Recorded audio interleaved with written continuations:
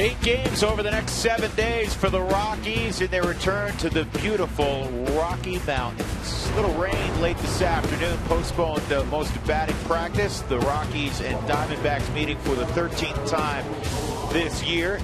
The Diamondbacks have won 8 of the 12. There's Ender Inciarte. He's having a very fine second year in the big leagues. He'll lead things off for Chip Hale. Here's the Southwest batting order presented by Southwest Airlines. Book your low fare now at southwest.com. A.J. Pollock, an all-star. Paul Goldschmidt, an all-star, one of the game's best players. David Peralta has been just terrific the last month offensively. Wellington Castillo, a pleasant surprise since the acquisition from Seattle. Jake Lamb, Phil Gosselin, Chris Owings, and Robbie Ray rounded out. Chad Bettis is ready to go. And his first delivery is down low, ball 1. Take a look at Chad's numbers. George looking for that 7th win of the year. He is looking for his 7th win. 3-2 here at Coors Field with a low 5 earned run average. He has been able to control the leadoff spot pretty good. 225, the National League average. 250 against leadoff men starting an inning.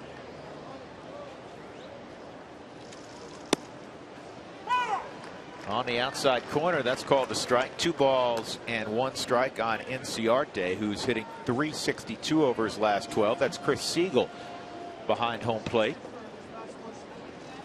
And the 2-1 is hit well to right center field, but Cargo will drift over and make the catch. 1 out. Take a look at the Rockies defensively tonight. After winning 5-0 yesterday in Pittsburgh, Brandon Barnes gets the start in left field. Charlie Blackmon's in center. Cargo's in right. Arenado and Reyes on the left side. Jose had yesterday off. Daniel Descalso played short. DJ's at second. Matt McBride's playing at first base with the lefty Robbie Ray on the hill. And guy we were bragging on in the open, Nick Hundley's behind the plate. Here's A.J. Pollock. Former Notre Dame star takes strike 1. There's a lot to like, George, about A.J. Pollock. He brings a lot of tools to the yard, doesn't he? 13 home runs. He stole 33 bases. It is a lot, and he swings this pretty well. Base hit right back up the middle with 1 out. He came in with a .319 batting average. So with 1 out, there's 1 on, and Paul Goldschmidt will come up, and here's the arsenal on Chad Bettis. Real good changeup. Very good changeup to go along with the fastball 58% of the time, which he'll sink and cut both, along with the 4-seam fastball, which you don't see there in the graphic. But he also utilized the curve, which has been a good pitch for him. And then a slider and changeup mixed in behind him. So here's Paul Goldschmidt, who is hitting .325. He's 4 ribbies shy of 100.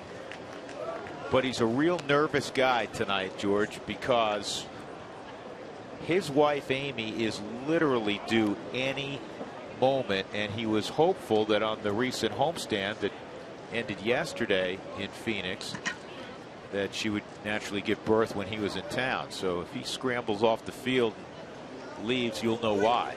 That's inside. 2-0. Exciting time in their life. Yeah, first very job. exciting. Yeah, no question.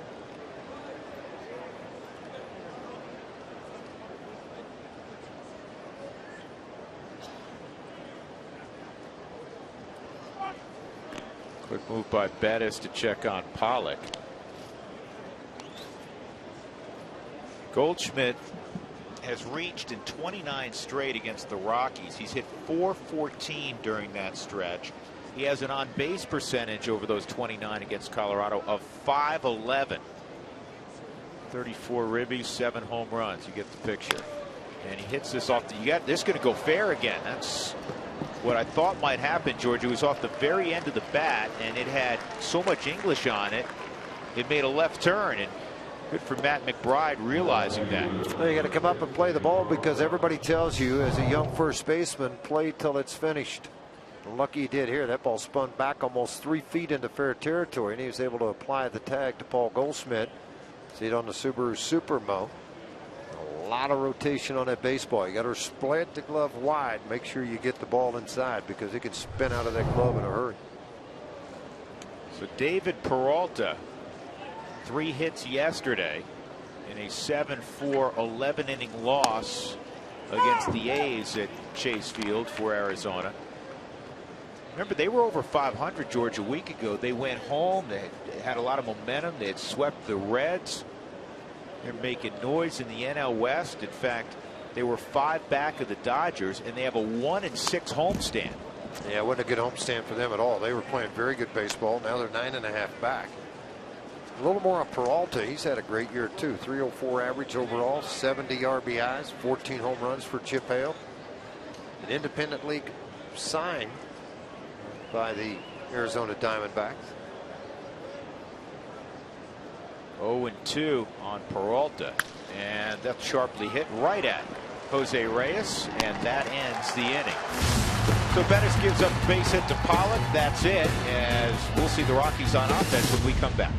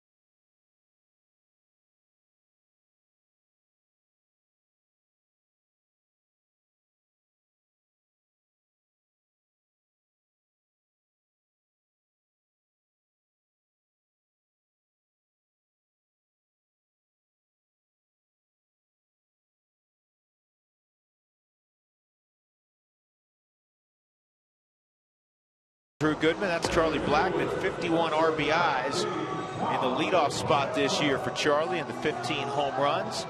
And he's going to face a left-hander, Robbie Ray. Here's Walt's lineup tonight against Ray. It's brought to you by Southwest Airlines. Book your low fare now at southwest.com. Jose Reyes, the switch hitter, will bat second, 257 in a Rockies uniform. Then Arenado in the third spot against the lefty. Cargo after that. DJ LeMahieu, Nick Hundley, Matt McBride, Brandon Barnes, and Chad Bettis. The Rockies, George, have seen Ray before. In fact, when they saw him at Coors Field, he pitched very, very well. Well, it's surprising by the numbers at 3-10. The rest of the numbers look very good. 91 innings, 79 strikeouts, just 32 walks. Left-handers, right-handers about equal. Not a lot of home runs. You go, man, 3-10. Well, no run support, number one. For Robbie Ray, unfortunately for him, he's 0-5 at home, 560 earned run average, but out on the road 3-5 and a 2.75 earned run average. He's just 23. That's a line shot over the head of a leaping Chris Owings, and a leadoff single for Blackmon. A nice job staying inside this and driving it to left center field. Well, good start. You know what he does? He keeps his head really calm. It's exactly what it is. It's not a big swing. That way you don't overthrow it, overswing it. And you come up with a big base hit. Jose Reyes, 310 with runners on base this year for the Colorado Rockies as he steps to the plate. Just off the top of Chris Owings' glove. Reyes looks to push a bunt here. Do that once in a while. At the top of the strike zone. 0-1 on Jose. 69 degrees our game time temperature. Very pleasant evening. Reyes 2 for 8 with a home run in that Pittsburgh series.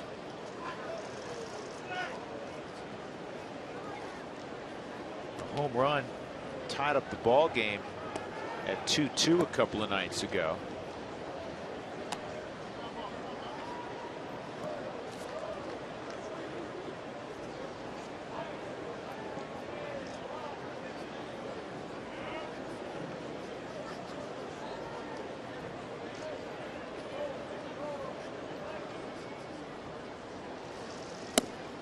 That's high. 1 ball, 1 strike on Reyes. Now you've watched Charlie Blackmon at first base. He jumps out and gets his lead early and gets set. A lot of base stealers take a couple of steps out. They stride out even one more after that. Charlie gets set early in his lead of where he's comfortable and where he wants to be.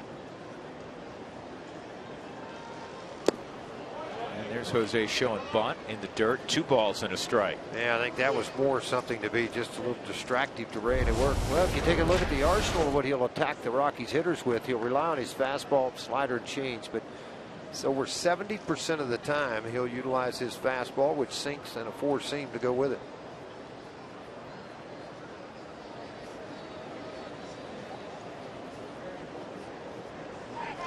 He's 0-5 in the month of August. If he loses tonight, he'll set a franchise record. It's the final day of August, and his ERA over his last 5 is 7.03. He's walked a bunch of guys, which he wasn't doing the first couple of months. He has a whip over the last 5 starts of 185. Not good. And earned run average last 3 of 8.10.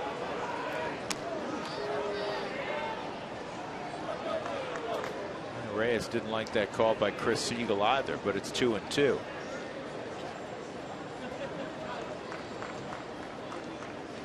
Jose's one of those guys, he loves to play. Outfield shaded a little bit toward right. Big opening in left center.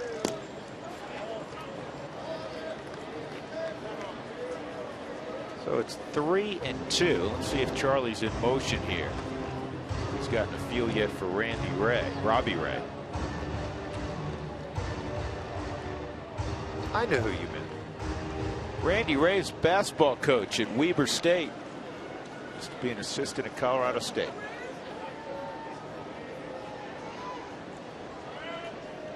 Well, he'll appreciate the name mention on our telecast. Okay.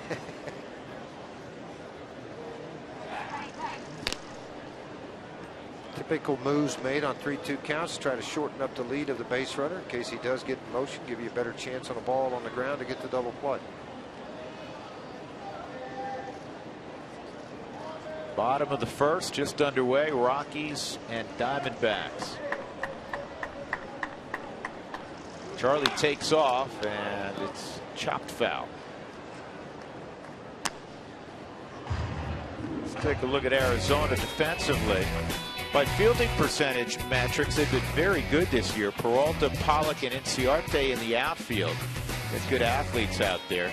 Jake Lamp's good third baseman. Chris Owings moves from second to short tonight. Phil Gosselin getting his first start in a Diamondback uniform at second. Paul Goldschmidt's outstanding at first, and Wellington Castillo, the former Cub, and briefly a Mariners, behind the plate.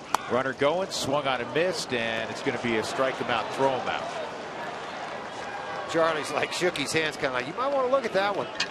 He did a really cool slide there, folks. He popped his lead leg over the top of the tag, and then the other leg slid into the bag. I don't know. He's jogging off, so I think he thinks he's out. So they're going to look at it. You see this here? Oh, look at this, George. You know what? That's he's safe. Yeah, he's safe. You're right. Told you. I watched that slide coming in. He was safe. You're right. And here comes Walt. Yeah. He wants him to look at it. Sure They're going to look at it. That's you're right. You saw it from up here. That is the most creative slide I may have ever seen. Pretty good, wasn't it? Yeah. I mean, you see every once in a while the swim move head first. This one was great. Really good move. He was like a pretzel. And they're going to go, really? You want to look at this? Yeah, well, you're going to find out why you're looking at it here in just a minute. Young fella. This in the past, ball beats man by 8 feet. Yep. Look, gloves just wait. And Charlie goes, I'm not giving you that foot. I'm not giving you that one either. And Owings doesn't know where to tag. And by the time he tags him, that foot's on the bag. Yep. And he stayed on the bag because the glove came off. Crowd's reacting right now. Sure they are. It's time for a Subaru review. Whether you're on the road or at the game, everybody could use a second set of eyes.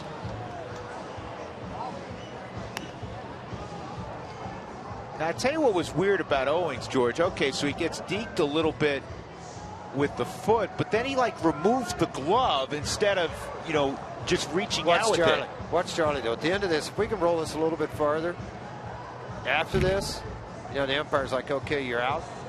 But then all of a sudden, he kind of looks back to the dugout and he looks back in there, he looks up at the guy and he goes, I don't know about that. Not sure. Might want to look at it. They're looking at it hard too. I'm going to go ahead and mark stolen base down. Yeah, this one be his 36th stolen base of the season. Yeah, that one you can't see the foot on the bag. That other angle, it's pretty clear. Now, where's that first one, fellas, you guys had? I think this you is asked the for, one. you shall receive, Drew. This one? Yeah, no tag, no tag, no tag. Got foot on the base. Tag. Now does the foot stay on? Foot, yeah, it does. knee. The knee's on now. He's safe. He's safe.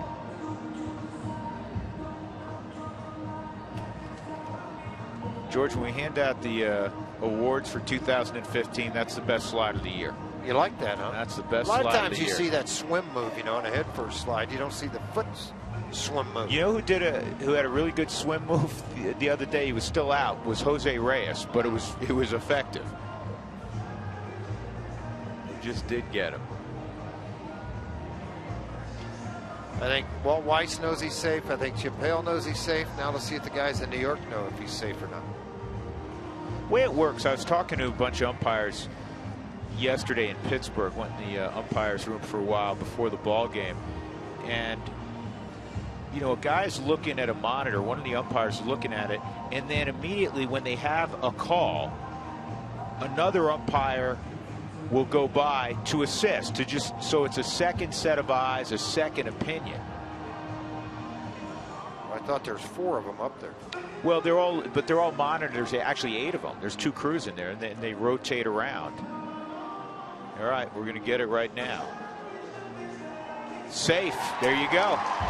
Charlie out of the dugout, back onto the field. Stolen base number 36. In a situation where the ball beat him by what, 7-8 feet? Better get the tag down in a hurry, hadn't you? So, I mean, Owings is kind of leaning down on the dirt to make sure he gets him. I'm going to get the lead foot. Oop, missed it. Why'd you pull the glove back? That's what I don't get. Why did he take it away? That was 3:12 on the review, so they had to take their time. Nolan Arenado with an RBI out there.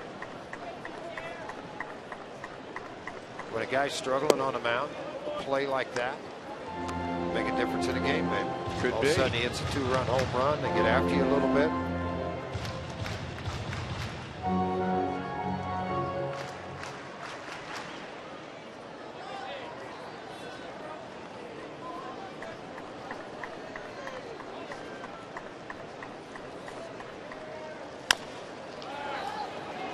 That's fair.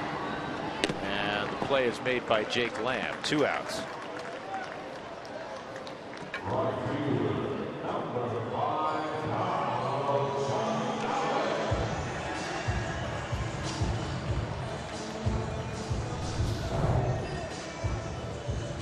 Got a high chop, going to keep it in fair territory. Hit that edge of the grass. Nice hop for Lamb and an easy throw on to first. Cargo's never faced Robbie Ray. Cargo 3 for 12 with a home run in the Pittsburgh series. Rockies went 3-3 on the road trip, took 2 of 3 in Atlanta. Avoided the sweep yesterday, winning 5-0 against the Pirates.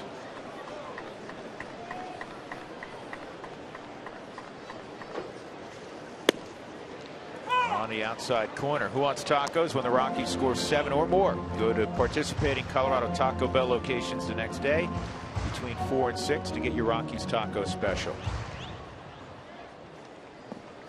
72 driven in this year for Gonzalez. Second to Nolan's 93.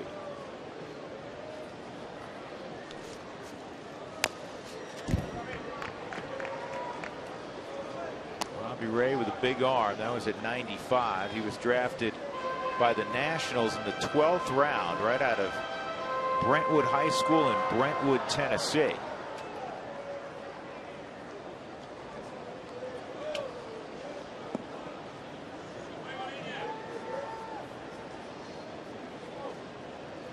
See if they try to crowd him with a fastball, and has a tendency to chase an elevated pitch.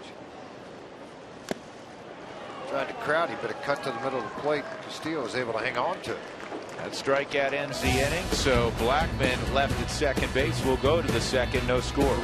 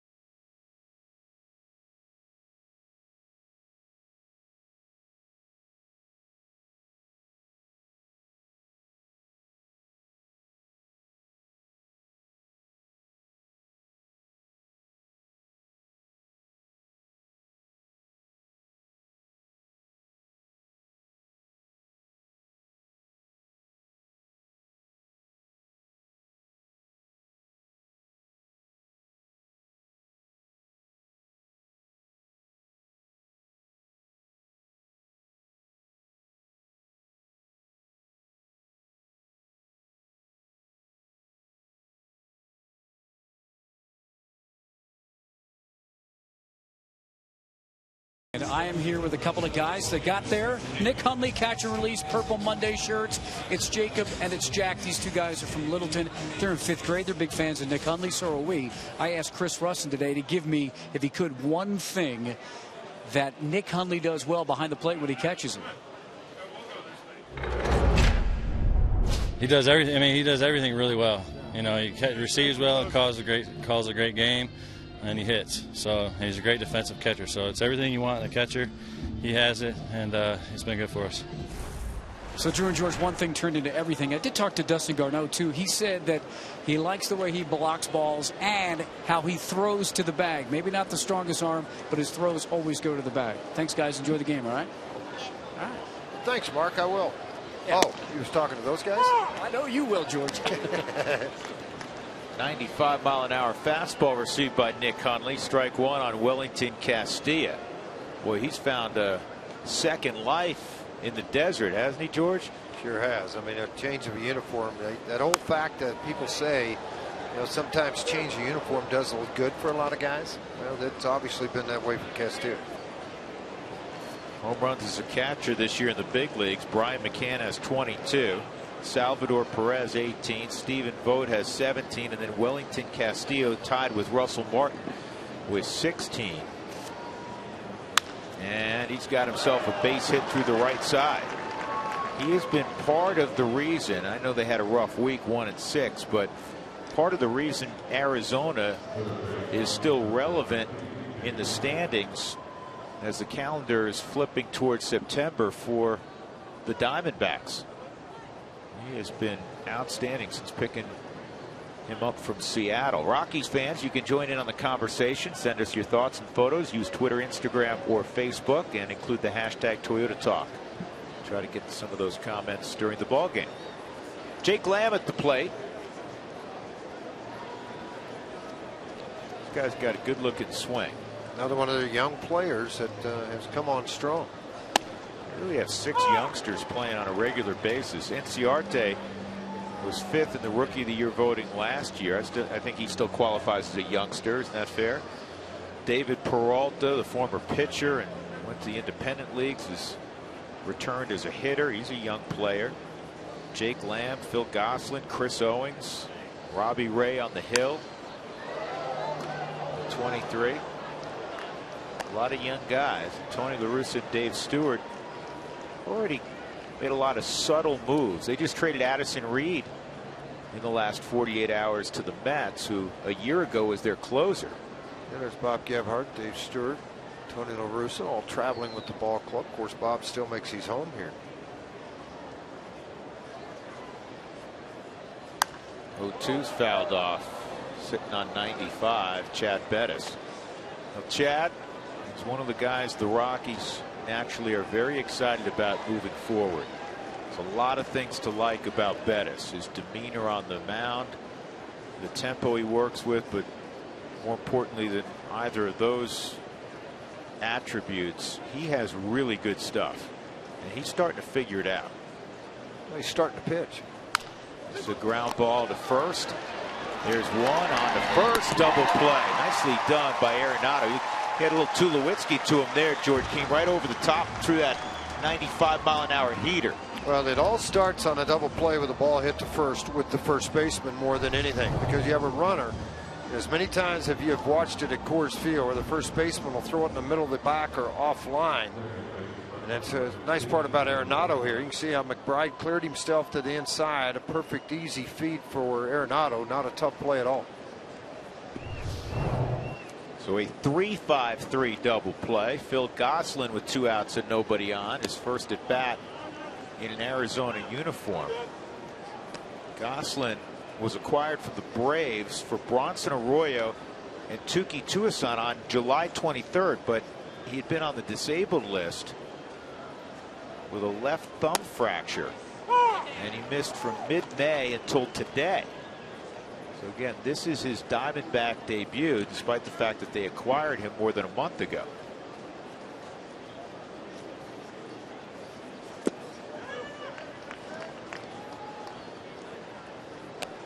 Two and one on the 26-year-old.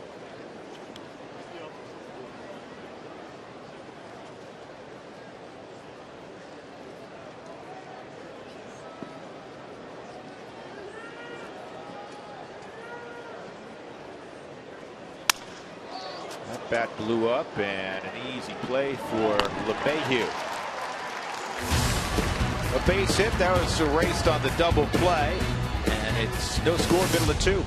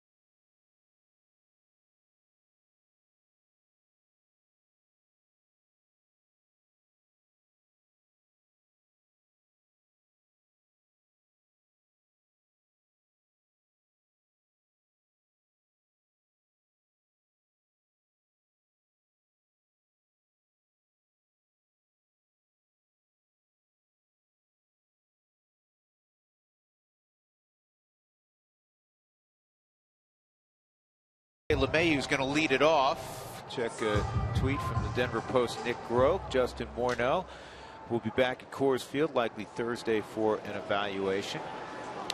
Trying to return this season. He's definitely trying to return this season. And the other night, for the New Britain Rockcats, he hit a home run. And This is meaningful in the present because the home run on his return and an indication he's getting his timing back after being out for several months. But it's also special because George, when he was coming up with the Twins system, he spent a good deal of time playing in New Britain in that stadium, and that was the final game at that stadium in New Britain. Next year, the Rockies' New Britain affiliate moves a few miles away to Hartford. They do, and become the, what are they called, Doug? The Yard Goats. Yard Goats. Who came up with that name? I did. I thought that would be the appropriate Does not name surprise me. Outside 2-1. You're going to be calling me next year saying I want a Yard Goat hat. No, I'll just go get one. You'll be working. DJ at 309 with 5 home runs, 50 RBIs tonight. Game number 500 of his career. There's always certain milestones of your career you look at. Game 50, game 100. And once you obviously get into this range, you know you're here for good, particularly after what he improved a year ago. But whenever to start that career out, used to be you wanted to get 90 days because that's when your bonus would kick in. You get that extra $5,000 from when you signed. That is sliced through the right side for another DJ LeMahieu base hit. So the Rockies have the leadoff man on in the second for Nick Hundley. Time now for the big hit presented by Mako. Turn the car you drive into the car you love. The other night, the Rockies arrived in the ninth inning down 4-1. It looked like they were hopelessly out of it. Mark Melancon from Golden on the mound. And with a man aboard, Nick Hundley all of a sudden put fear in the eyes of all the fans in Pittsburgh. It was a one-run game. Barnes would reach following that home run. Time run on, nobody out. Unfortunately, the Rockies never got the equalizer home, but Nick with a big blow in the ninth inning the other night. Our Mako big hit.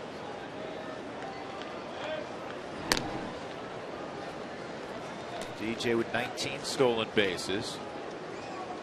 See, for a pitcher, George, they just list the times that you made an appearance, but they don't count all those times you suited up and you hung out in the bullpen. Well, or the times you warm up and never get in the game. Yeah, those too.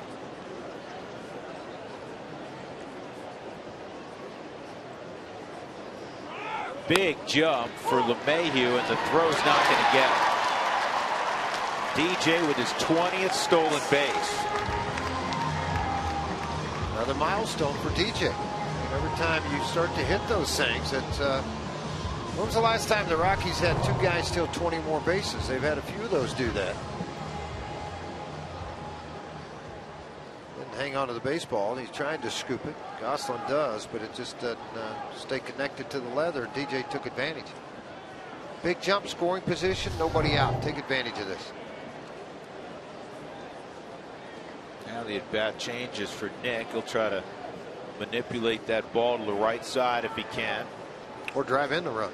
Got 43 of them so far with 10. That was not a swing to hit it to the right side. That was a big swing to drive it in. It all depends on where Nick hits in the lineup. And hitting in the behind all these guys typically that are on base, I think your mindset also changes around a little bit. That we're at Coors Field. I'm not going to try to manipulate runs. I'm going to try to drive in runs. It's a different attitude when you're playing in this park than you are, say, Pittsburgh.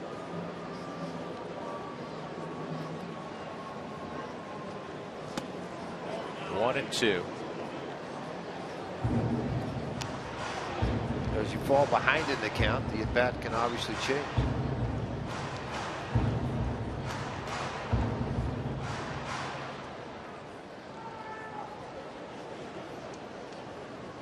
His strikeout pitch is a slider. Gets a swing and a miss on his slider about a third of the time. You know, that sounds funny to me when you say that. And the reason it does, here's a left-hander on the mound throwing 95. And you go, well, they got a trick pitch to get him out. If you locate the 95, guess what? You're probably going to get him out a lot. And how often you see those guys who throw 95 and they get ahead with the fastball, but then they go to something else 2 or 3 pitches in a row. They worked themselves back into the 3-2 count in a hurry. 9th time the Rockies have had 2 guys steal 20 more bases. Last year, Blackmon and Stubbs did.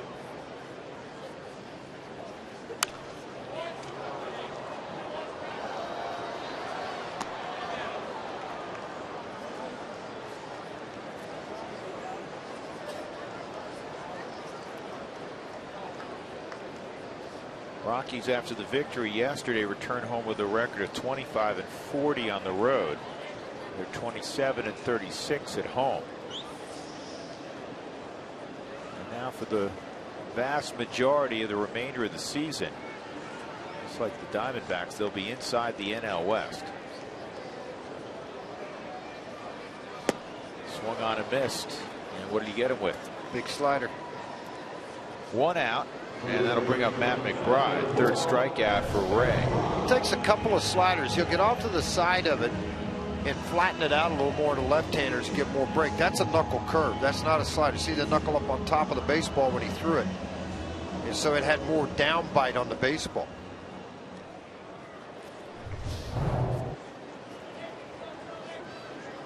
Never understood the knuckle curve. Couldn't teach it if you wanted me to. The theory is what you get. You're going to get more well, you put powerful the knuckle spin. and you spin it. You know, flick it with your hand a little bit more. Bake looking for his first base hit with runners in scoring position this year. He's 0 for 5. He's likely going to be 0 for 6. Gosselin throws him out at first. That'll bring up Barnes in a scoreless game in the bottom of the 2nd. Looking to come out to the ball game. There's always great Rockies ticket deals available. Bookmark Rockies.com/specials and check back all season long.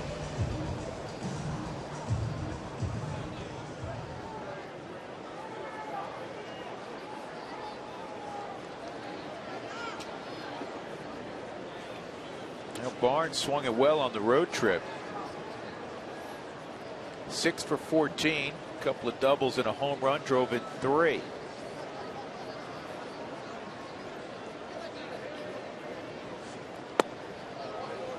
Ball 1. Ray does have the luxury of having Bettis on deck.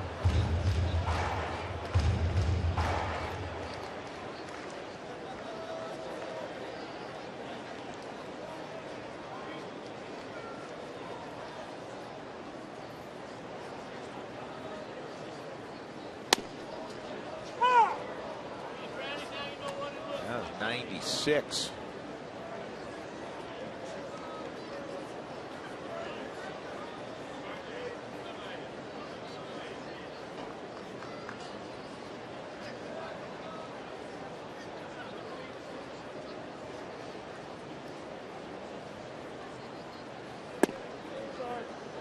Inside.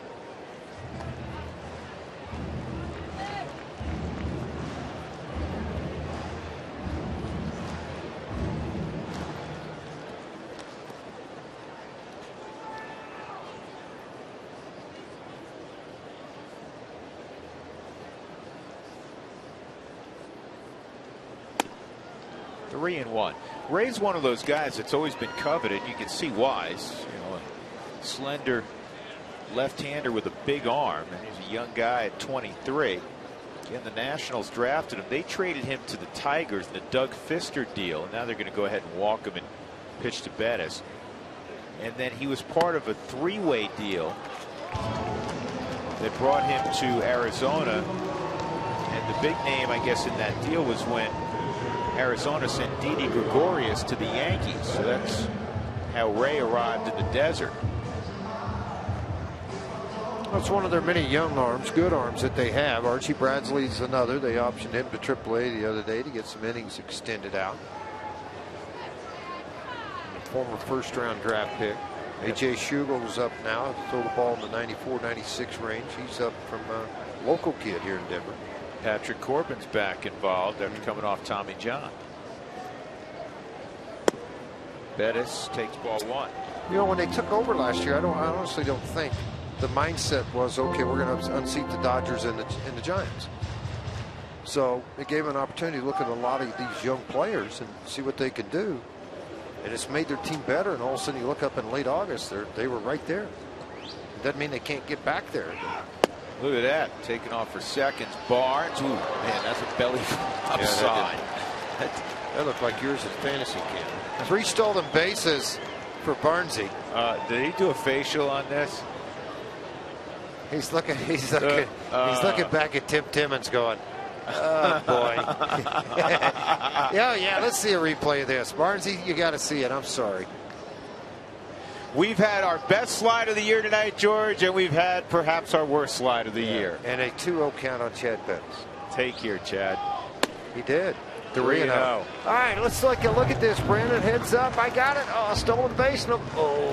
Oh. I'm telling you right now, he's lucky he didn't break his left wrist. He's got a brace on. Look at that. It's just stuck in the mud. Stuck. Yeah, he's lucky he didn't break that thing. We're having some fun with you, Brandon, but goodness. Glad you didn't break your left wrist. It's nothing like the fun his teammates are going to have. Ball. Oh, I had him walking there. That was a borderline strike. 3-1. Take another one, too. Take another one. Well, that's not even close.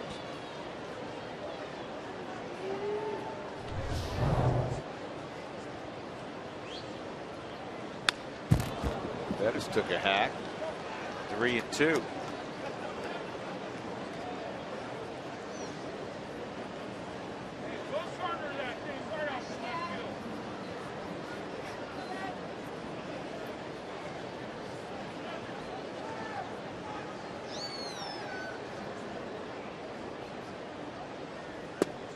And that is strike 3. On the inside corner, so Ray comes all the way back, strikes out Bettis. Rockies leave runners at second and third. We go to the third, no score.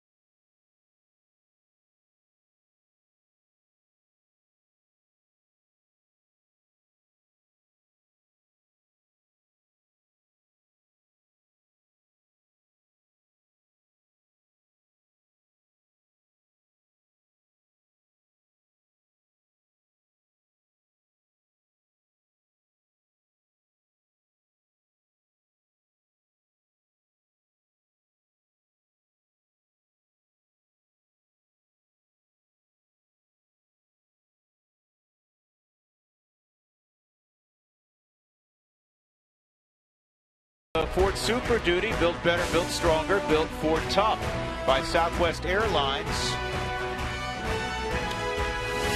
I'll tell you what, we'll start over. It's brought to you by your hometown Toyota stores. Let's go places. By Courtyard by Marriott. Western elegance, the cultural heart of the city. And by Southwest Airlines. Book your locator now at southwest.com. We'll get to the Ford Super Duty a little bit later on. Chris Owings will lead things off in the third. Brandon Barnes. Oh, if you can't make fun of yourself, you can't make fun of anything. Reyes having fun with him. Dude, you have dirt on your collarbone, your neck, and your chin. Alan Bossert will love it. So out of the 8th spot in the lineup, here's Owings playing shortstop, and native of South Carolina fouls it off. Robbie Ray on deck.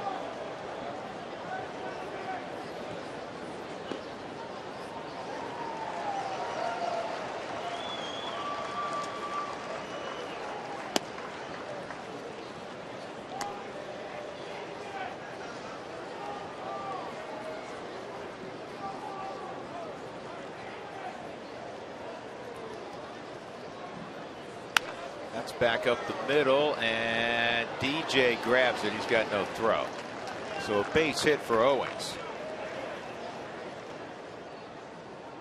You know, Chad Bettis returned off the disabled list to start down in Atlanta. He went 5 innings, and it was a solid outing. Just a run on 5 hits, struck out 4, walked 2. Very productive outing. You like to see that. His previous start in AAA on a rehab, he went 5 innings. It was really, really good. Repeated things here in Atlanta. That was on Tuesday against the Atlanta Braves. Robbie Ray will try to get a bunt down. Arenado and McBride will come charging. And it's right at Nolan, and he thought about going to second. Gets the out at first.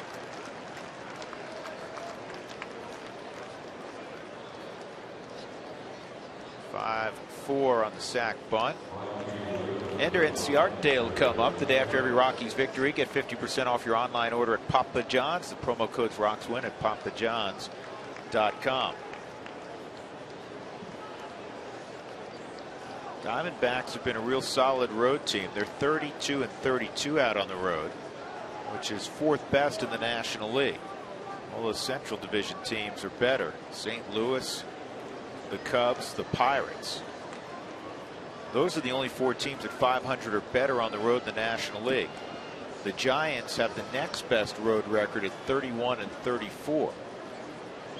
Inciarte hit a fly ball to right field his first time up. And he takes a strike.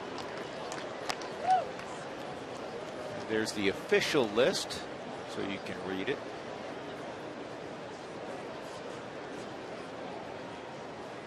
Cardinals went to Arizona last week and swept 4 from Arizona.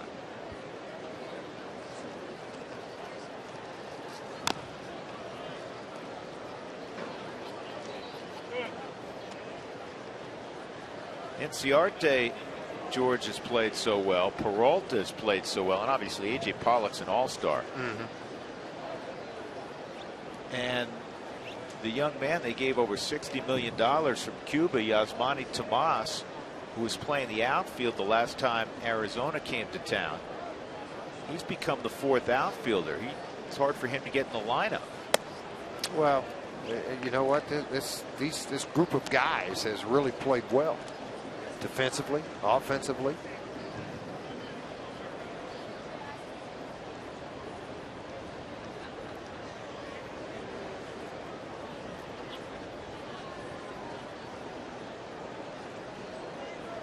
Thought about playing him at 3rd, but just wasn't working out there defensively. They want to play Lamb. That's a base hit. Cargo's going to get to it on 2 hops, and here's the throw to the plate. Going to be cut off, and it's a run-scoring hit for Inciarte. He didn't hit it quite hard enough for it to get to Cargo in a timely fashion. Well, you know what I think more than anything, Drew, that light rain that hit here, and they covered it up.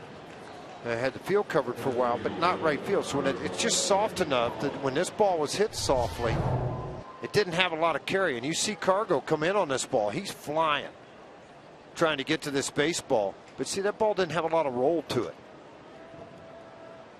Arizona 44-26 when they score first this year. 1 out, a run in. Inciarte, who can run also, is at first base for A.J. Pollock. 13 stolen bases. Been caught 7 times. Strike 1 from Chad Bettis, the product of Texas Tech. Stayed at home, grew up in Lubbock.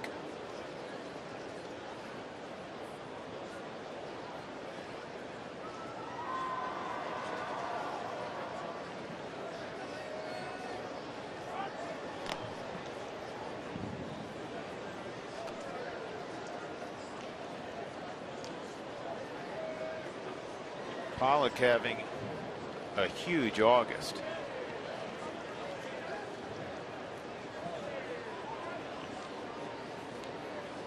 Pollock 3rd in the National League in hitting in August. Michael Kadyr's done big things for the Mets. Andre Ethier for the Dodgers. Yeah, they keep trying to run Ethier out of LA, and he just keeps on hitting. It's amazing every year that he's not part of our outfield, not part of first base, not part of this, and then by the end of the year he's in the lineup every day. Listen, they traded Kemp, and Crawford went down with an injury very early. Where would they be without Andre Ethier this year? They wouldn't be 3.5 up with 72 wins. I can tell you that.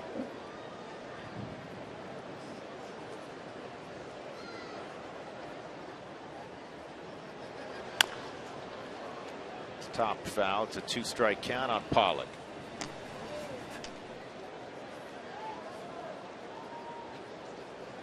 Well, what'd you think of Mr. Arrieta yesterday, George? Speaking of the Dodgers, huh? How about that? Second no-hitter within, what, 10 days or whatever it's been? Second time the Dodgers in 9 days were no-hit. Yeah.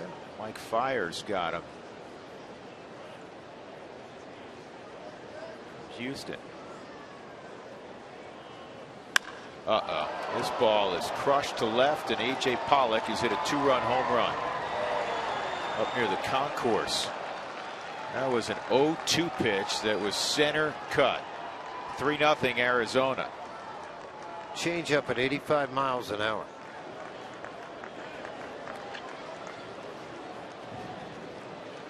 $14 home runs for Pollock. 58 RBIs now for AJ.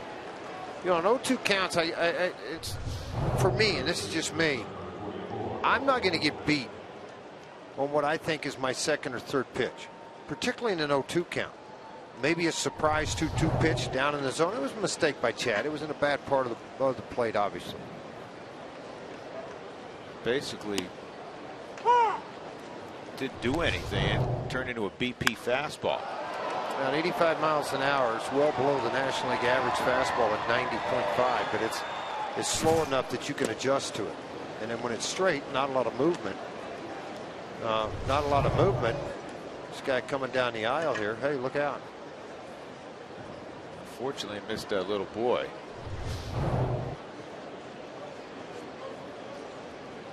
Well, it's 2 strikes on Goldschmidt. A little more purpose behind that fastball that he ran on the hands at 93.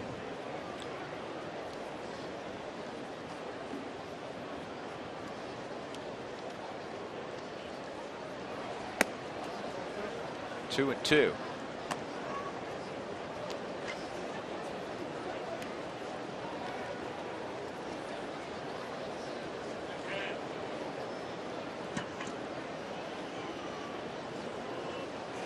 And he strikes him out with a fastball down. That's the first strikeout of the ball game for Chad. 2 outs. David Peralta will come up. Pitch that stood out last night for Arrieta is the slider. Well, this was O'Brien's over in Houston, and he came and threw the first one. Punched it out on the outside corner, and he got the bat. And last night, Arrieta, hard slider down and in under the hands to complete the no-hitter. It's like, hey, I just threw a no-hitter. Y'all are supposed to run out here and talk to me or something. Come on. You know, flare to left field by Peralta for a base hit. Well, Arrieta was so dominant, he struck out the side in the 9th. The last 2 hitters, he got the former Phils, Jimmy Rollins and Chase Utley. Now, it's been a rough 3rd inning for Chad Bettis, giving up 3 runs on 4 hits. Wellington Castilla is coming up. Steve Foster wasn't initially involved with the conversation. He's come out now. Those deals where, you know, Nick had been at the mound for a little bit, and all of a sudden Steve came running out of the dugout. Making sure everybody's on the same page. As a catcher, you know your pitcher's stuff. If you feel something decrease a little bit, you ran out with Chad's situation. You okay? You feel all right? Yeah.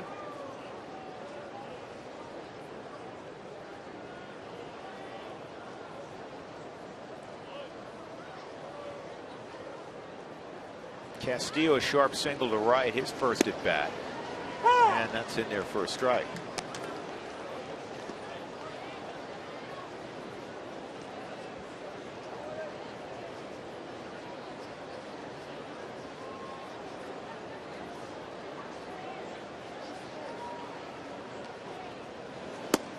That's in there for a strike as well.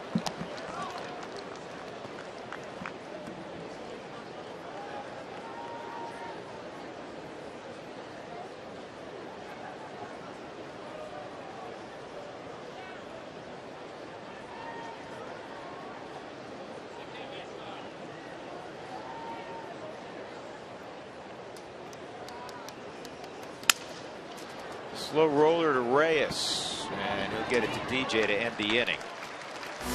3 runs for the Diamondbacks, highlighted by the 2-run home run from A.J. Pollock. 3-0 they lead.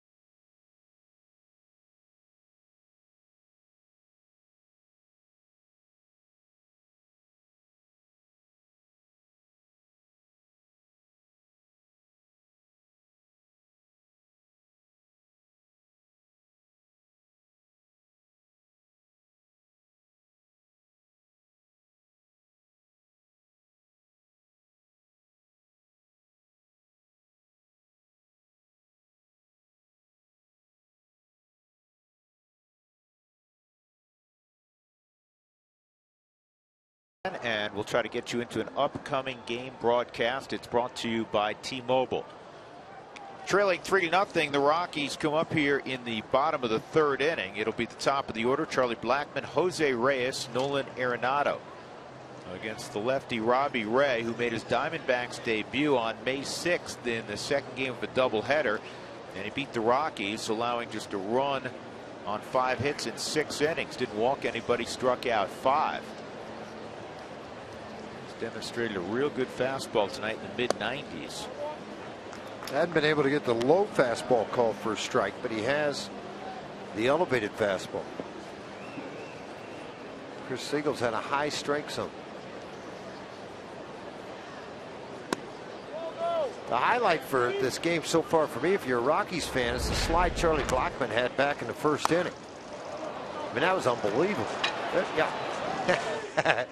Put the swim move on with his feet and was called safe after review. As I said, we've seen the best slide of the year, maybe the worst. This ball unloaded left center field. Gap's going to touch and run all the way to that deep corner. Blackmon to second, and here he goes, heading to third. Throw to third base, not going to get it. Triple for Charlie Blackmon. His 7th 3-bagger of the year. And a good start to get right back in the middle of this ball game with the Rockies top of their order. Charlie with 2 hits in the ball game now, and his average at 291. It's jumped 6 points with these 2 base hits. That cutter away at 93 miles an hour. Charlie drove it, a left-handed hitter. It had a slice movement on the baseball. It sliced away from A.J. Pollock. The rest was all Charlie Blackmon's legs. The stride got longer as Charlie popped into third base with a leadoff triple. Boy, this hitter's dream here. Middle of the infield's back. Just put it in play up the middle. This will get the run home. That's right. And Reyes makes it 3-1 with his 12th Colorado Rockies RBI.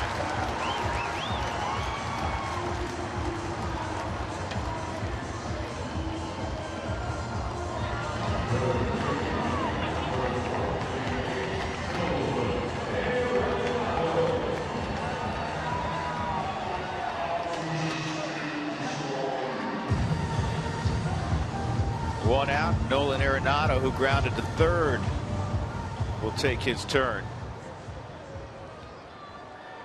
Tough road trip for Nolan. 2 for 19.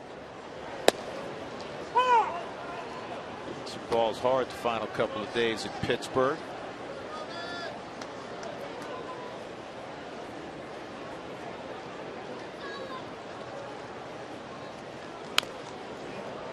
Come inside, tie him up. It's 0-2.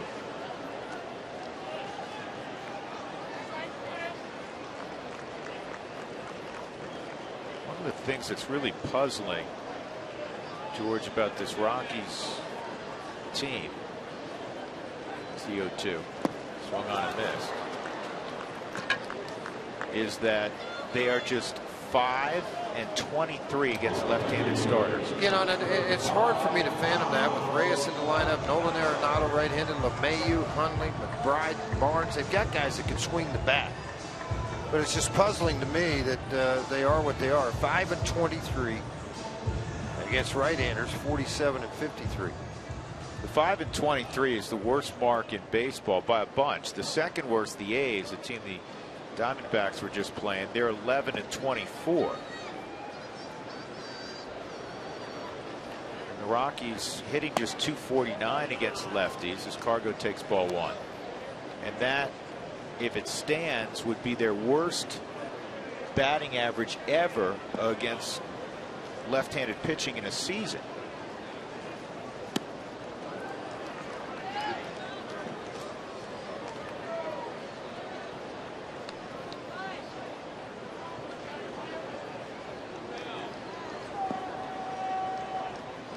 Three to 1 the score, 1-1 count on Cargo. He's out front of a slider. It's 1-2. Cargo has struggled against lefties this year. .278 prior to this season against left-handed pitching. This year just .198.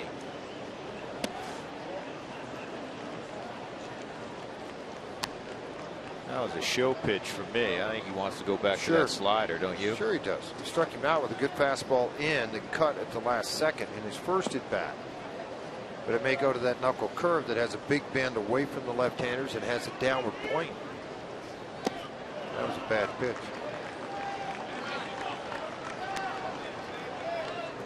3-2. Spilly's here. Wearing his jersey again. Allen's going to be mad. He's stealing jerseys out of the locker room again.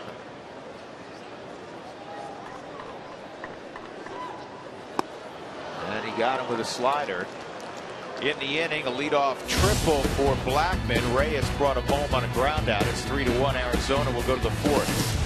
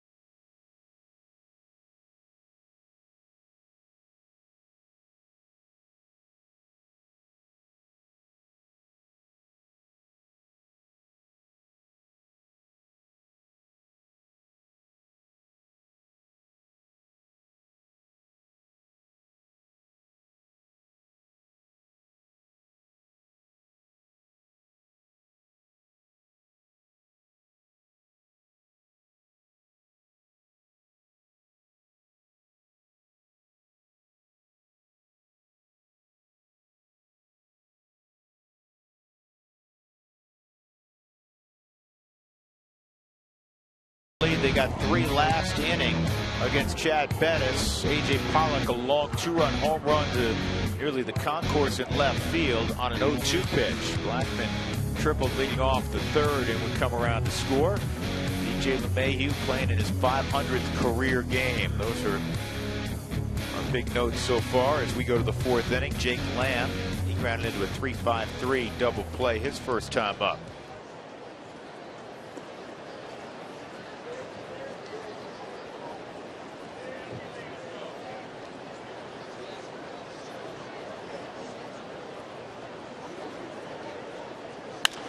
And Lamb hits it conveniently right at the 500 game man.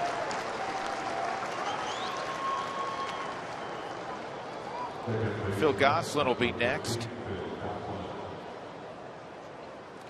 With every challenge call, the Subaru Eyesight Review will determine the outcome. Love, it's what makes a Subaru a Subaru.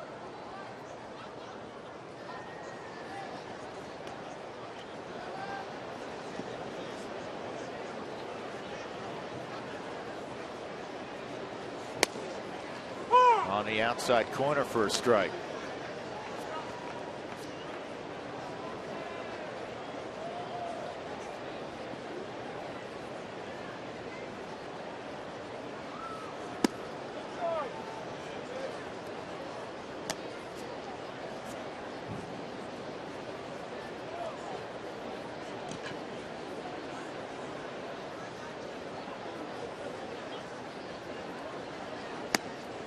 Two and one. In 12 games against the Rockies this year, Arizona 8-4. They've hit .332 against Colorado pitching. They have 6 hits tonight. They have at least 9 hits. This will be caught out there by Barnes. They have at least 9 hits in 15 straight games against the Rockies. It's the longest stretch, one team against another, with at least 9 hits since the Boston Red Sox produced at least 9 hits in 16 straight against the Tigers between 2001 and 2003.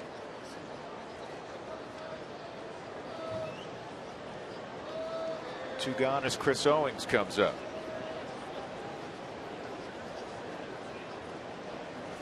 Fastball at the knees. Owings just 3 for his last 27 prior to that single in the third. Outside.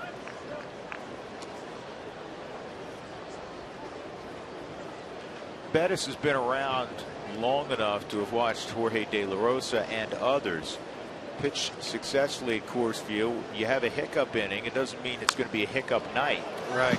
Shutdown innings beyond that one inning that you had. I mean, you have to figure it out. That it's going to be a 3 or 4 run game every time you go out there. Even the aces of baseball have that.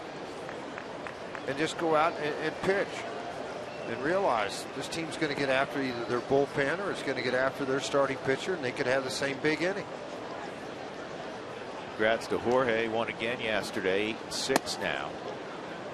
And he got thrown out on his departure from the game. Walt was going out to take the baseball, and Jorge was not happy with the previous 2 non-strike calls by Jeff Nelson and got tossed out. And after the game, he was apologetic. He said, I let my emotions get the best of me.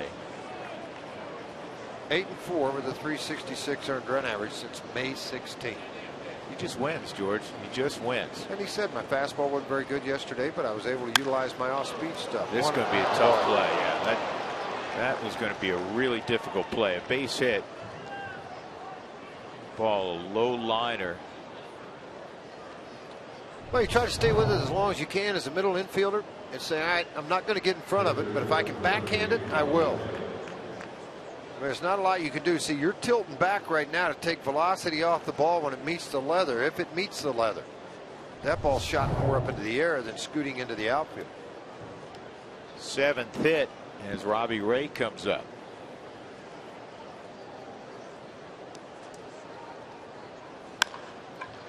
And Ray with the ground ball that's much easier to handle for LeMahieu. That ends the inning. We'll go to the bottom of the 4th. 3-1 Arizona. LeMahieu will lead it off.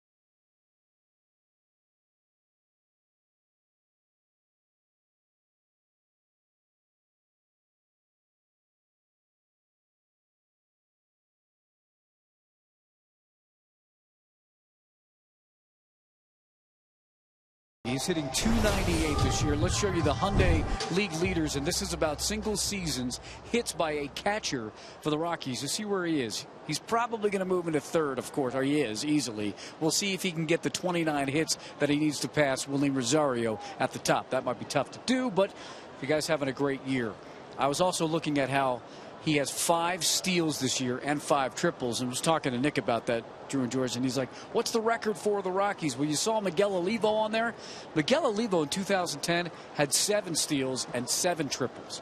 I don't know if he can get to that point. Couple more bags, couple more triples? Yeah, you never know. Right. Well, remember McHenry had that week. Didn't he hit 3 triples in the week? McHenry, yeah. Yeah, triples McHenry. Right. So it can be done.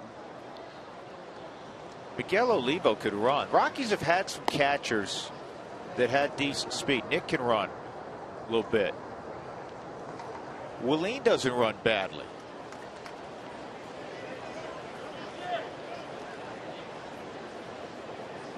None of them are John Wathan. Remember John Wathan?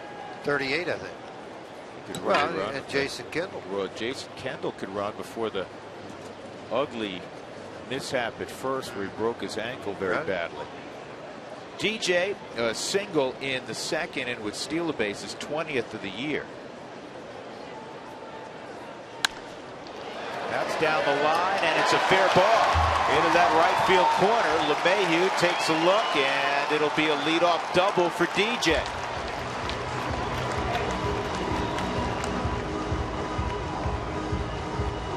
That's 2 extra base hits back to back to lead off the innings. Charlie's triple, and he came around to score. DJ gets it going with a double down into the right field corner. With DJ LeMahieu as an outfielder, you got to play and wait and let that thing run back to you as you see it ricochet off, and then DJ gingerly coming into second base.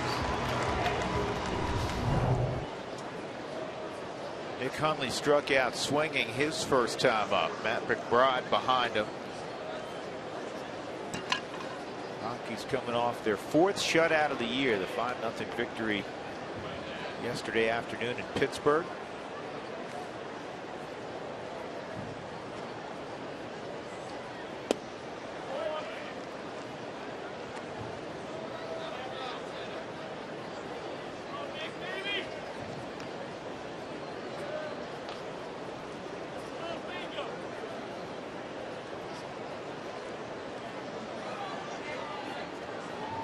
He has an 8-game hitting streak going against Arizona.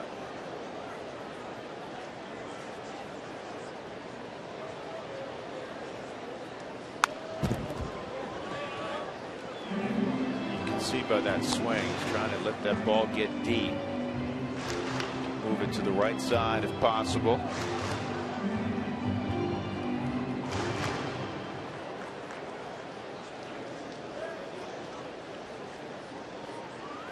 Nick was off yesterday. Dustin Garneau did the catching. And the Rockies need to come through with some guys on base in this ball game. They're 0 for 6. Arizona 1 for 2. With runners in scoring position. It's early in this game. Just kind of solidify what Drew's talking about. You have that hiccup inning, but there's that chance to come up with some big base hits too.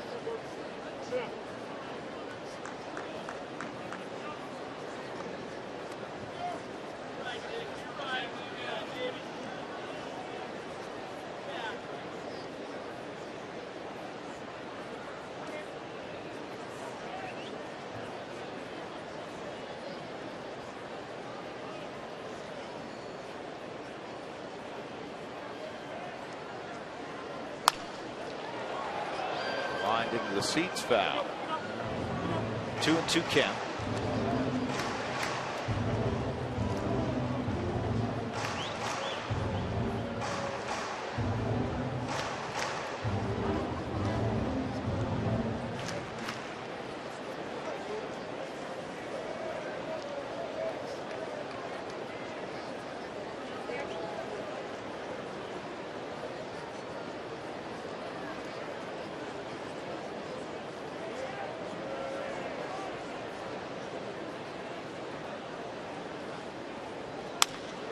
In the air to center field. Tagging's LeMahieu. Pollock sets behind it, and he's not even going to attempt to throw to third. So good job by Hundley. moving the runner 90 feet, and that'll bring up Matt McBride with 1 out.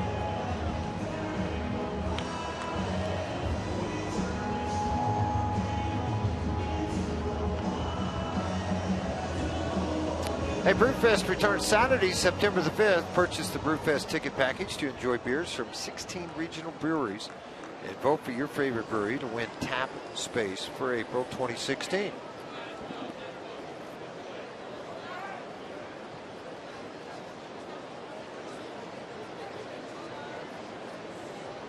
Matt with a great opportunity to drive in his first run of the season for the Rockies.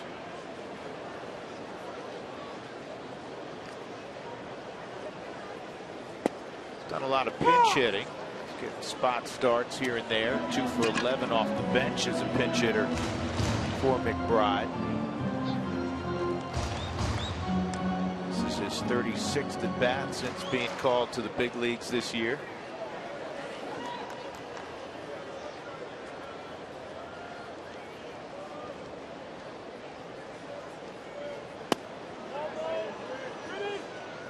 No swing. Tim Timmons at first. Robbie Ray's ERA out on the road far better than at home. 2.75 out on the road at Chase Field. 5.60. And 0-5 at home too. Had won a game there.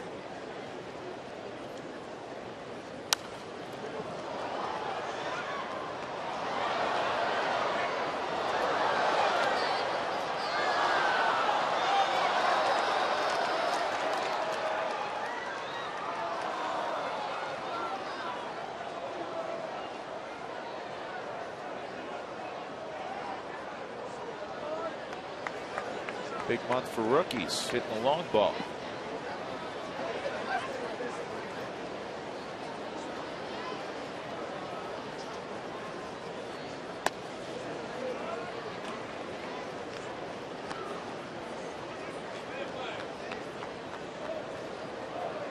Houston was tied 1-1 with Seattle after 4. Now they've jumped out on top of Seattle and lead it 5-1. The club's been something else. There's a few clubs that have the it factor seemingly this year. Pirates seem like one of them. The Mets seem like one of those clubs. The Cardinals. They held up again. No swing. Well, a lot of discipline by McBride to not swing. But Houston certainly, George, to your point, one of those teams that seems like they have a special thing going. Well, it's all pitching with them. Their bullpen's solidified. It's all the starting staff. You can hit the ball out of the park too. But normally their offense is not anything to jump out there about. I mean, they don't have a high average as a team. They do hit the home run. 3-2. And McBride hits a high pop up to shallow left. No way LeMahieu can go on this one. Peralta's got a big arm in left field. Remember, he's a former pitcher. Hey, he's left-handed. He might have been a soft tosser. You don't know. He may not have been one. If he was 95, he might still be pitching. Something tells me it had more to do with command than arm strength. We've seen him throw before. 2 outs. Barnes at the plate. Let's see if Chip Hale pitches to him or passes on him with Bettis on deck. Kind of pitched to him last time in a similar situation. Then when they got behind, they went with the intentional walk. They're going to act as if they're going to pitch to him here. Barnes has been hot. That time they said he went. So I don't think he went there either. Yeah, it's tough because the bat head, he's so quick trying to get to it. Yeah, but he did go. That was a good call. call. All the way around. Yeah. I think that's such a tough call for the corner umpires. See, I really don't think it is. I'll be honest with you. And the reason why, they explained to me years and years ago by the umpires that they just have a couple of things they look at. And that's if they take a line when they're at first, they take it the other way up third. If you break those planes, they're going to ring you up 9 out of 10 times. Yeah, but you have to see it. You know, They're seeing it. Don't get to slow it down. 1 ball, 2 strikes on Barnes. Ray's been very effective with that back foot slider on righties in this game. Imagine that. It's kind of what you were always taught back in the day, is to don't try to take it to the back door. Put it on the back foot. Bury it.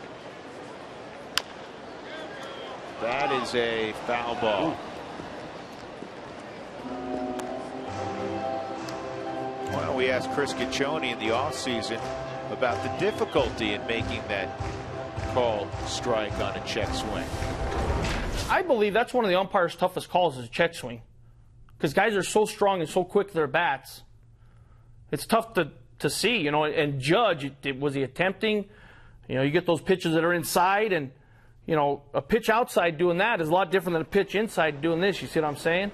So it could be, yeah, it's tough.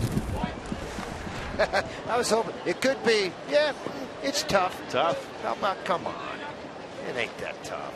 Harder to call a 95-mile-an-hour pitch right on the black and at the end of the ball game than it is to call a check swing. Wait till I see good show. Yeah, well, it's tough. Chris worked a series in Pittsburgh. 1 and 2. Probably see him then. Give you a chance to be a movie star and you do that. Well, Mike Fox produced those with Chris in the offseason, and he only fired about 486 possible scenarios at him. Stop. He gave him 1 page. It was easy. It was a great idea to get him to do it. I'm glad National League. I'm glad that baseball allowed Chris to come in and do that, to explain some things. I mean, that's pretty neat. A lot of times they really protect those umpires. And Ray strikes out Barnes to end the inning. LeMahieu left at third after a leadoff double. 3-1. Arizona in front as we go to the 5th. They'll have their top of the order.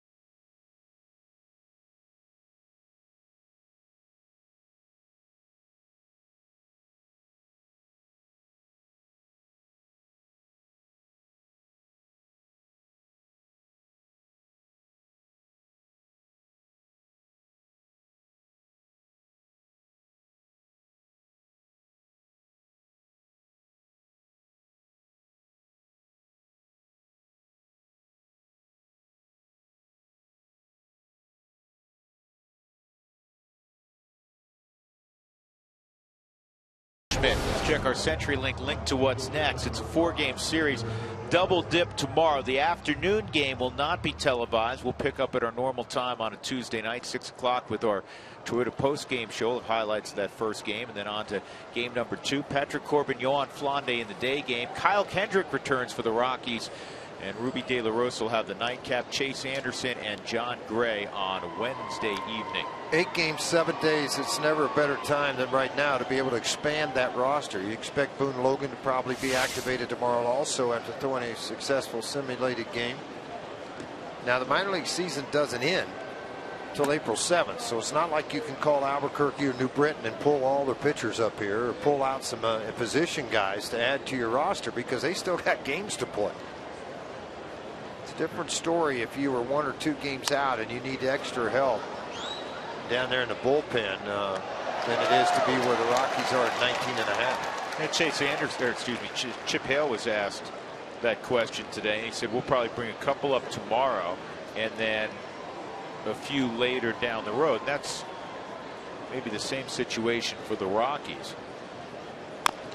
And a reminder to people that you have to be on the 40-man roster to be eligible to come up. I think the Rockies, are they at 42? Because you have the 60-day DL. The guys say you can add for guys on the 60-day disabled list. You can add beyond 40. But then if you start adding anybody that's not on the roster, say a Trevor Story, then you got to open up a spot. Right, and George, I'm glad you brought that up. And that's a key name. You know, Trevor Story's had a very fine year since being moved from New Britain to Albuquerque. He's hitting in the 270s, ton of doubles, home runs, RBIs, playing shortstop. He's not currently on the 40-man roster. That was, as he was pulling the ball out of the glove, you could hear home plate umpire Chris Siegel. So it's a strikeout of Inciarte. 1 out in the 5th inning. That'll bring up A.J. Pollock. Pollock a single and a 2-run home run on a misplaced changeup on an 0-2 pitch. For Pollock, it was his 14th home run of the year. He's driven in 58. At 85 miles an hour, center cut from Chad Bettis, middle of the plate.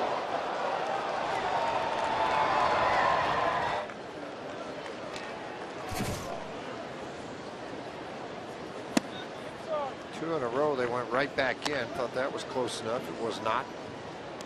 Even to count 1-1. Yeah, that young lady and the little boy were coming down the aisle. Looking out there saying, there's that guy again.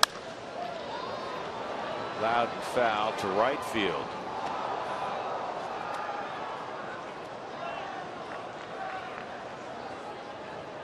Pollock hitting .415 over his last 10 games coming in. He's the only player in the big leagues currently with 30 doubles, 30+ stolen bases. It's only been accomplished one other time in Diamondback history. Former Rocky Eric Burns did it in '07. There's a strikeout of Pollock, and that's strikeout number 3 tonight for Chad Bettis. Good slider here. Took it off of the plate, disappeared about 2 inches off that outside corner, but started right on the outside corner. Too difficult not to take for strike 3. Goldschmidt a ground ball to first, kind of a cue shot, a lot of English on it, and then a strikeout on a fastball. And then he gets a fastball that's a smidgen inside, ball 1.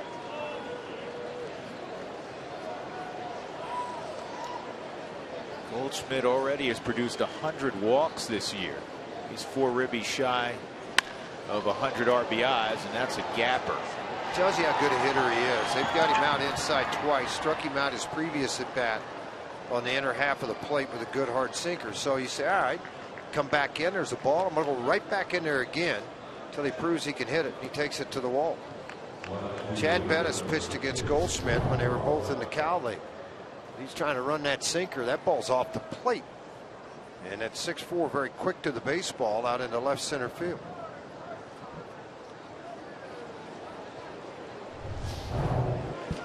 .30 doubles for Paul. He also has 20 stolen bases. Ask anybody in that Diamondback clubhouse or on the coaching staff who's the hardest worker, and they all point to the best player, Paul Goldschmidt. How do you become the best player? One of those ways, man. You work at it. That's right. Talent meets hard work. Todd Helton worked hard every single day that he came to the ballpark. Peralta 1 for 2. He singled in the 3rd. 3 runs, 8 hits for Arizona. Run on 4 hits for the Rockies. That's going to get another run home.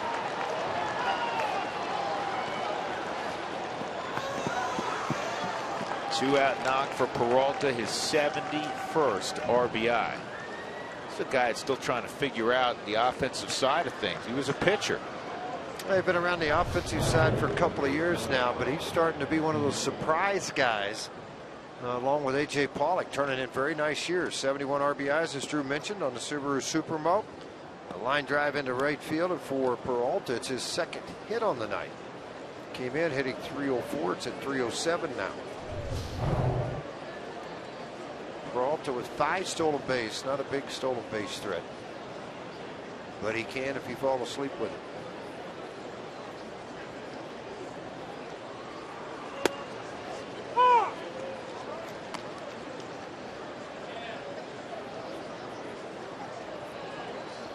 Castilla single in the second. He's 1 for 2.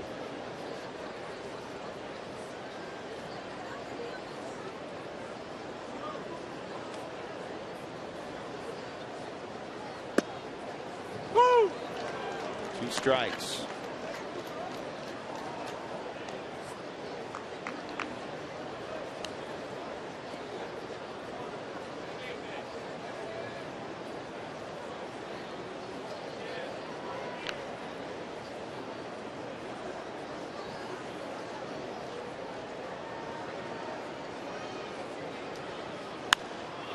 That ball's yanked foul.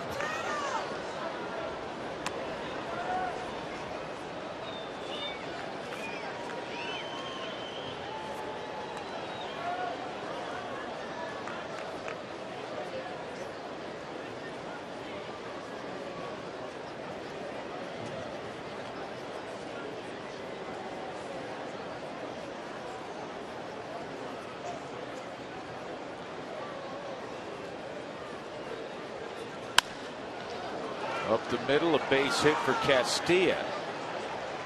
It's first and second. It's 3 straight hits with 2 outs. A double by Goldschmidt. Back-to-back hits by Peralta and Castilla. 10 hits in the ball game. So now it's 16 straight games with at least 9 hits for Arizona against the Rockies. And that'll bring up Jake Lamb.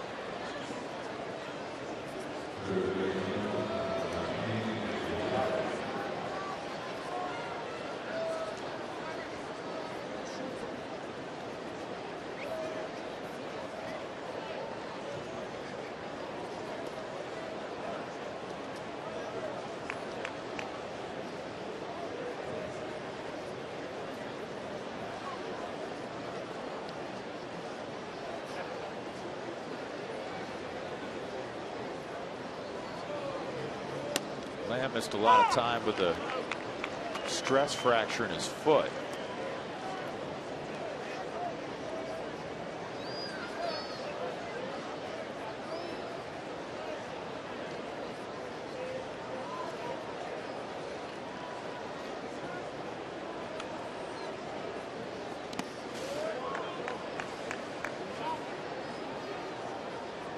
Man on base, hard slider down and in. More like a cutter, had a lot of velocity, but had a lot of movement at 87. Nick able to slide out, keep that ball out in front of him.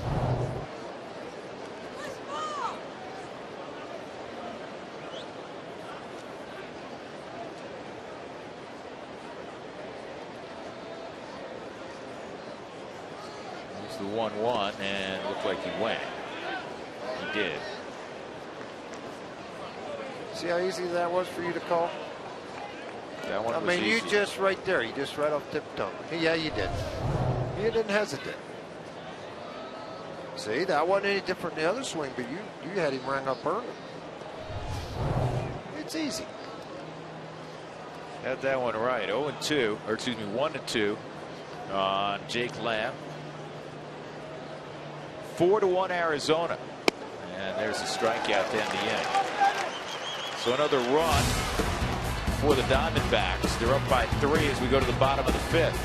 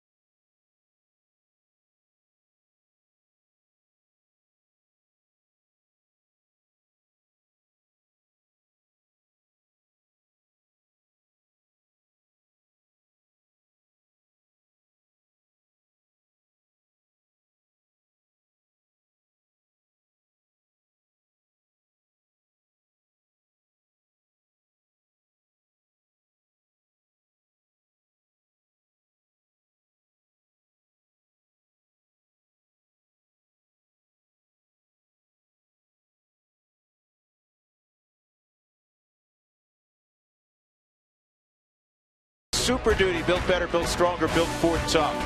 By Southwest Airlines. Book your low fare now at southwest.com. And by CenturyLink, your link to what's next. Rockies find themselves down 4-1. They've been out hit 10-4. Drew Goodman, George Frazier, and Mark Stapp, bottom of the 5th. Chad Bettis will lead it off. He takes a strike. Blackman and Reyes to follow.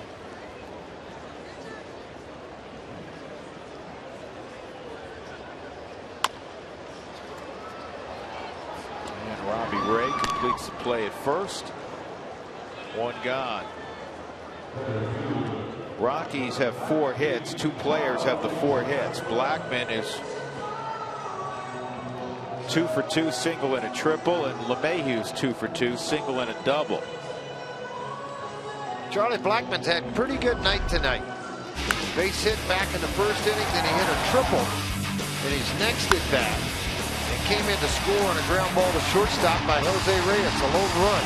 The Rockies have been able to put across the plate tonight.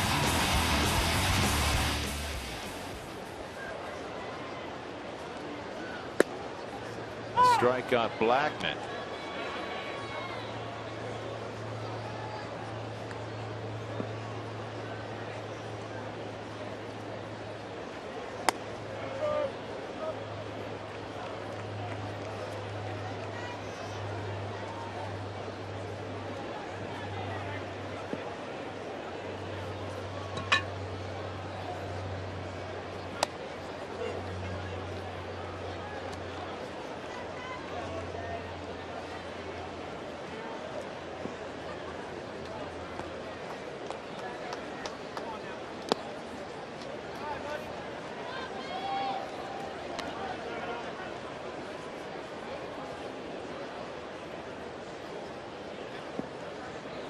Three balls and a strike on Charlie. And ball 4. So Blackman has reached 3 times tonight. 1 out walk. Gonna bring up Reyes. Reyes drove in the Rockies' only run after the triple in the 3rd inning by Blackman. He grounded to short.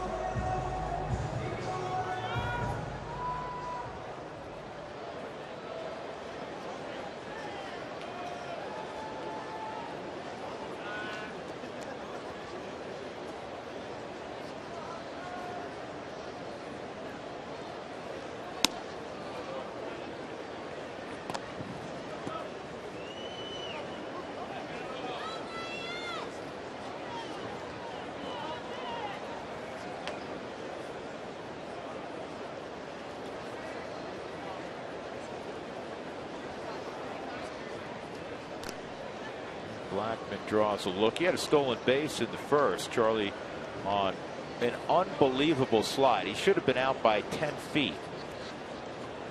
He made a tremendous slide. He was called out. They reviewed it for 3 minutes 12 seconds. Came back with a different verdict. It was his 36th stolen base, and it is worthy of many more looks. Up. You didn't tag me, and I got my foot on the bag.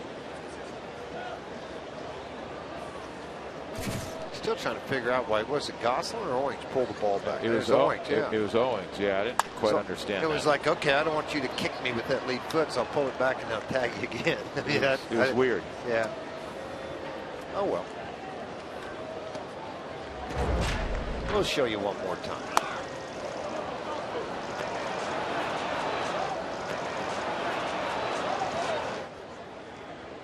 Beautiful. See, pulled it back and he slapped him. But everything was still on the bag.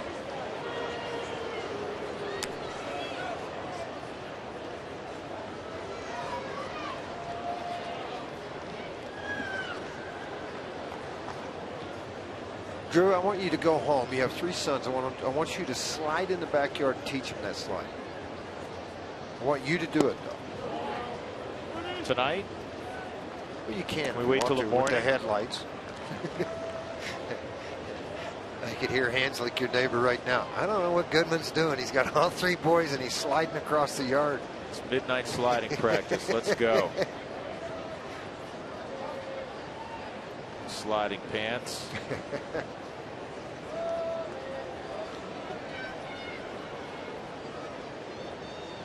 Can you imagine how many strawberries it would be if they let them slide all the time in fantasy game? On their chest, on their hips, on their legs, on their back. There's already enough color on bodies, shall we say. Boy, I hope Lou comes back this year. He was a blast. 88 years old. He was wonderful. Got to get a new number. He's got to wear 89 next year. That's okay. They'll give him a new. 3-1 on Reyes. Ball 4. So a nice job by Jose. Back-to-back walks, and that'll bring up Arenado. He's the tying run here in the 5th.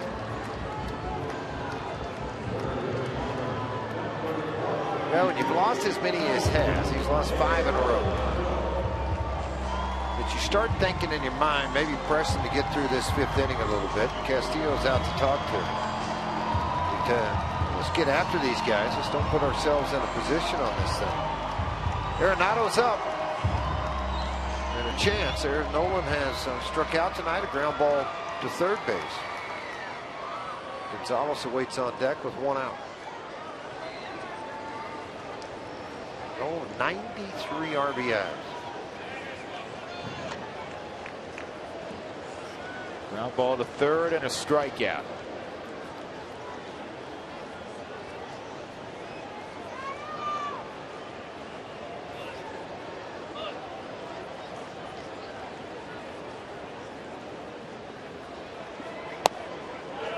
That misses, ball 1.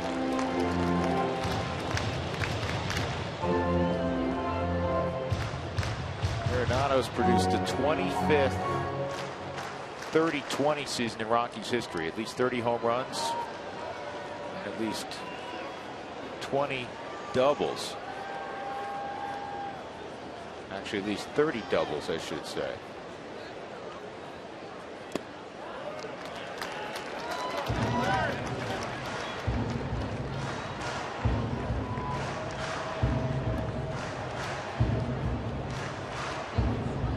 Chapeo pacing.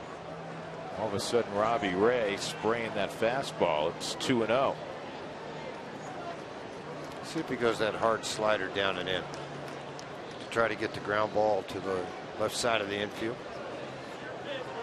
That's the one pitch, as Drew mentioned, he's gone to it numerous times. Castillo looks like he's rocking to set up inside. He does. He went to that slider for a strike.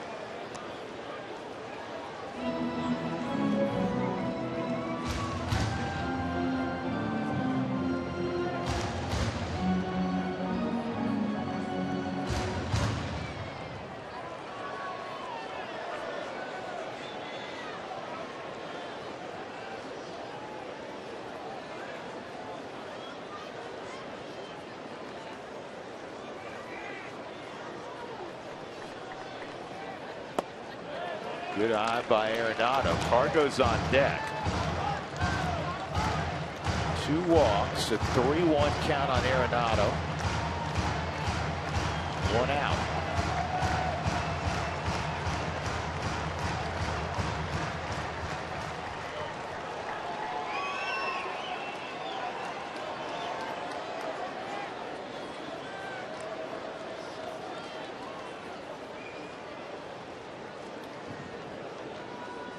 Yeah, the only pitch he's been able to throw for the strike in this hole at bat has been the slider as you go back to it.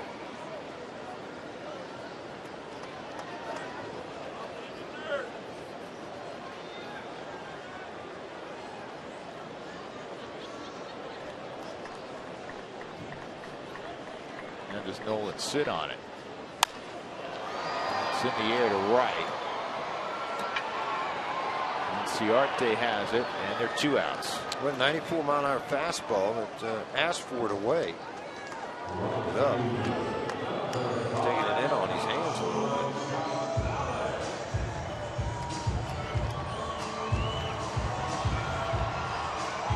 Well, Cargo's not looked good against Ray tonight. A couple of strikeouts. Quite a contrast in Cargo hitting in the 3-hole and the 4-hole. In the 3-hole, he's hit 210. In the 4-hole, he's hit 346.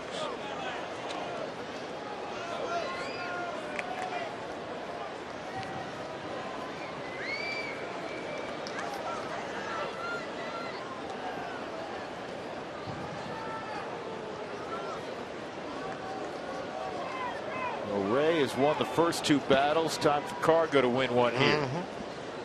Hang that slider a little bit. With the runner at second, they don't shift, so there's a big opening in the middle of the diamond. Got to get a little bit of pull at second. I mean, they've got that shift over on the right side. But he hit so many. Gosselin over quite a bit. He hits a lot of them right back up the middle. Yeah, he hits so many balls. Basically right where the second base umpire is, Todd Tishner. Conversation in their dugout.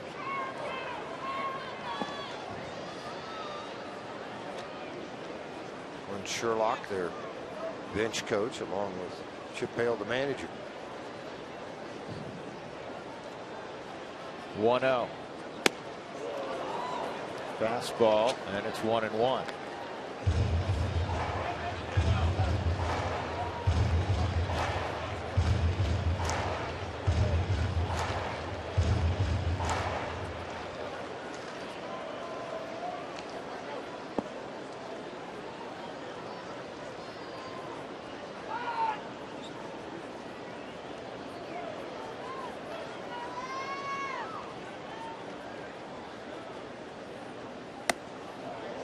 Two and one. A lot of pitches this inning for Robbie Ray.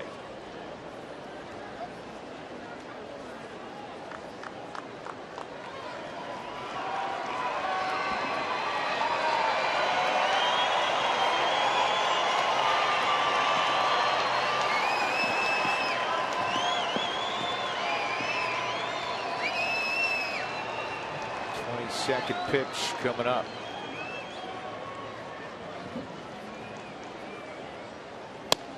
And it's 3-1. Good job of laying off the high cheese at 95.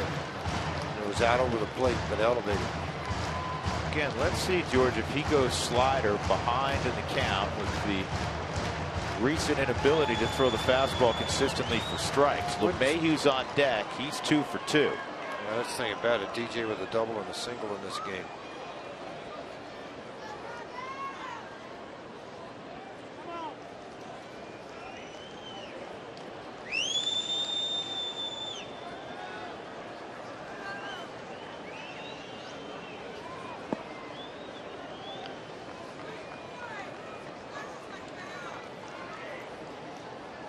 Three-1. And he got a fastball. Cargo was on it. 3-2. This is where he might go back to that slider. Yeah, I think that he would. I mean, it's because he tried to go fastball away and he caught the top of the zone. It wasn't called a strike at 95, and they wanted that pitch away. I mean, it missed by a couple of feet. Castillo able to do it. As a pitcher, if you have the ability to take it to the outside corner, and you've got a hitter thinking slider, you can really lock them up in a hurry. They just can't react to that pitch with that velocity. 3-2. Runners will be off.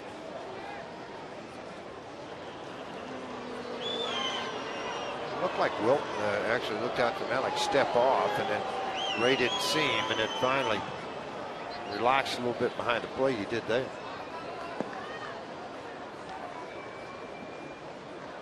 The old 3-2 spin move worked in high school. It doesn't work as often in the big leagues anymore.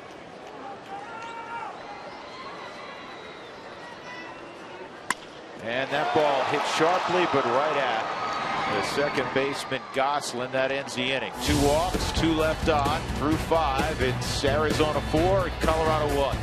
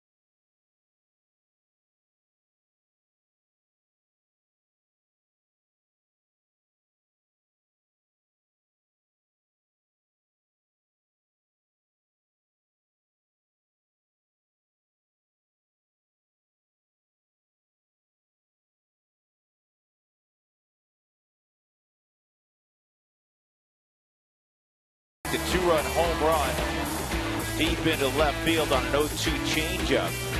Charlie Blackmon with a triple and would score on a Reyes ground out to provide the Rockies with their only run. And this David Peralta single in the 5th plated the 4th run for the Diamondbacks. Paul Goldschmidt scoring. He had doubled earlier in the inning. So it's 4-1 Diamondbacks as we go to the 6th. Drew Goodman, George Frazier, Mark Stout, Phil Gosselin, Chris Owings, Robbie Ray scheduled here in the 6th.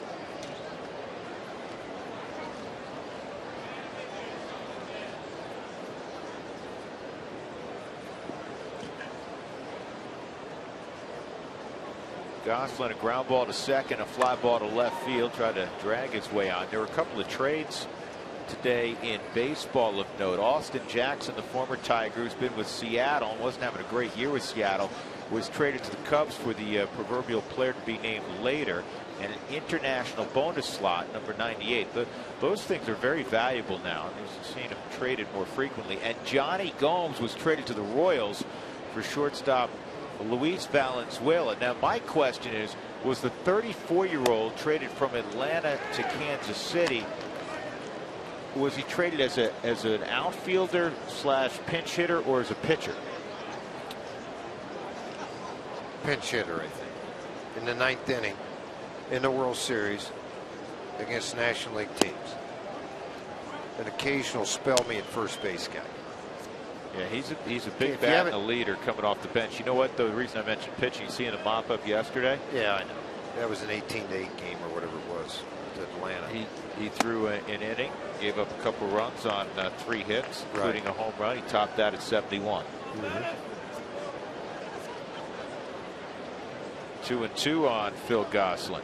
Miami beat Atlanta tonight 4-0. And Gomes was in the starting lineup tonight and was called off the field. Was told he was traded, hugged everybody in the dugout, packed his bags. Nice play by DJ, 1 out. Well, even though it's only for 31 days, it could end up being for 65 days if you get to the World Series and you're the Kansas City Royals. And that's the way you have to approach that. They're bringing you in for one purpose, and that is to spell guys, come up with big hits late in games. And I promise you, they've probably looked at an awful lot of what he's done in a pinch hit duty. He's played in the postseason, as you saw that tweet, for the last 5 years. There's something to be said for that. It kind of follows people. Look at Russell Martin in Toronto, as he was with Pittsburgh the 3 previous years. There are players in the game that just don't like to go home when the season ends. They like to play extra.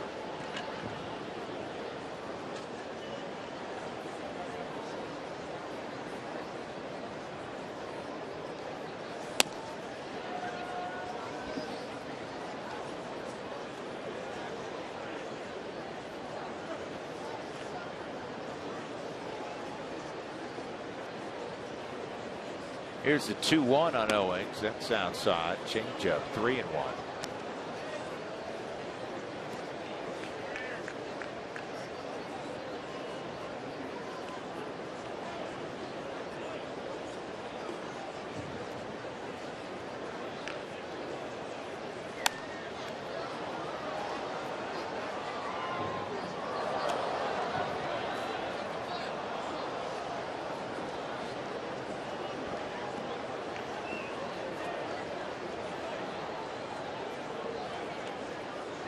Three and 2 on Owings, who primarily plays second. He's playing short tonight. Nick Ahmed getting the night off. And a base hit for Owings. Barnes trying to get to the baseball and hold Owings to a single, and he makes a strong throw, but Owings beats it. I tell you what, Dave McKay, the first base coach for the Arizona Diamondbacks, the minute that ball got down the line, he stepped right out in front of the umpire, Tim Timmons, and was waving hard and yelling at Owings about getting into second base on this, because it was hit to left field. And Owens going to be the guy taking off out of the box. Brandon Barnes, the one chasing it out into the outfield. You see McKay waving him on and on and on, and he started backing up, hoping he'd made the right decision for him. Robbie Ray with 1 out, showing bunt. Be surprised if it pulls it back. Watch out. He did, and it's 0-1. There's not a ton to be gained by bunting with one out with a runner at second base. Might as well let him swing away. Maybe he hits a bloop single if you're Arizona. Drew, I just got a shipment. You kidding me? This ball gets behind Hundley. And now you have to pull the infield in if you're the Rockies. Owings to third. I got a shipment, Drew. What do you think of that? I'm not done. Hey, B, well, you brought presents. What do you got? I'm not kidding here. Holy cow, you kidding me? Look at that. Look at all the hats I got. This is beautiful. What? From Jim Edwards. Enclosed a bunch of minor league caps for your collection. I've picked them up over the years, and I've been a diehard baseball fan since I was a bat boy. How nice. That's awesome. Oh, yeah. We're the going to go Ogden through Reds these. in the late 1940s. How about that? Jim Edwards, you're awesome, man. Thank you, thank you, thank you.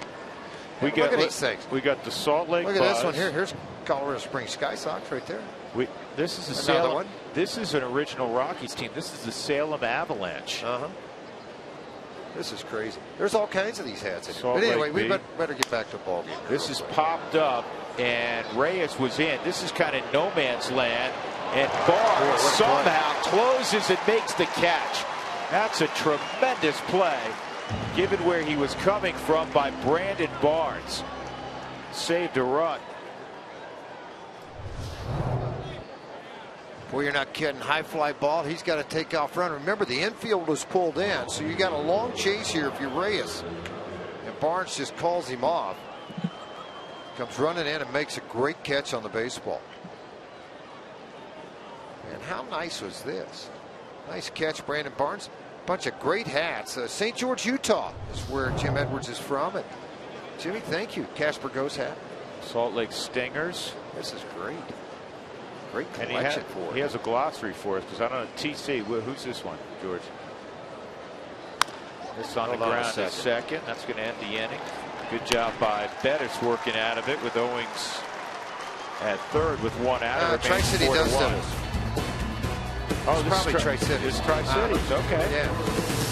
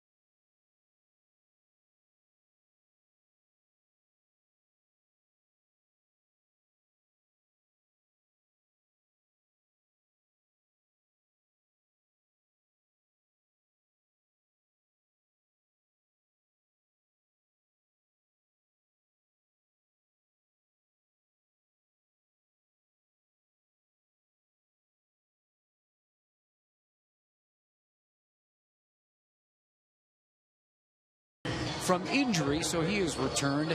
And I want to show you some other pitchers that are on the mend that could be back soon. We start with Tyler Chatwood, who's going to have one more simulated game. Not sure if he's going to pitch again this year. Coming back from his second Tommy John surgery. Hasn't pitched since April 29th of 2014, but making progress. Boone Logan, as George said, probably going to be activated tomorrow. He said he'll just let it ride after that. Adam Ottavino is on a program. He's throwing every other day for the next 6 weeks, coming back from Tommy John. And there's one position player, too. Corey Dickerson was going to take BP today with the guys. but it got rained out, so he wasn't there. But hopefully he's going to do that tomorrow. He is progressing as well. Again, up in the air if he's going to play in September. We shall see, guys. All right, Mark, thanks. Robbie Ray to DJ LeMahieu, ball one. DJ a single and a double tonight.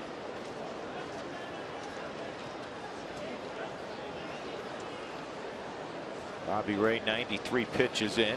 Hundley on deck. There's a strike. Yeah, the Rockies had their chances. 0 for 11, I believe, right, Doug, with runners in scoring position today.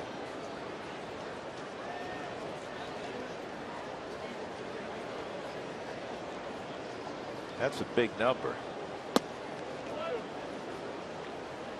The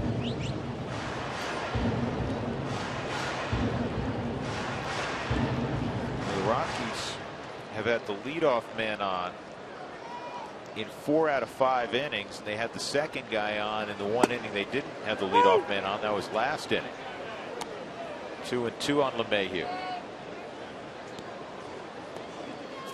Christian Friedrich and Jermaine seem to be throwing down in the Rockies bullpen.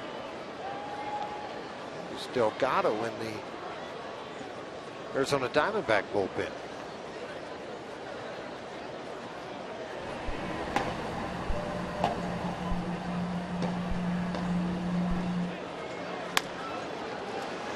Fair ball. 1 out.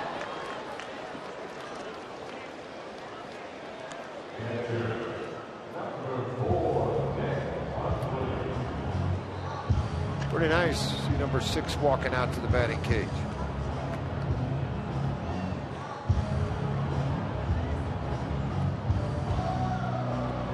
One gone. Nick Hundley, a strikeout and a fly ball to center field. Randall Delgado. Hard throwing Randall Delgado. Mel Stottlemyre Jr., the bullpen coach for the Arizona Diamondbacks. Dad, the longtime pitching coach of the New York Yankees.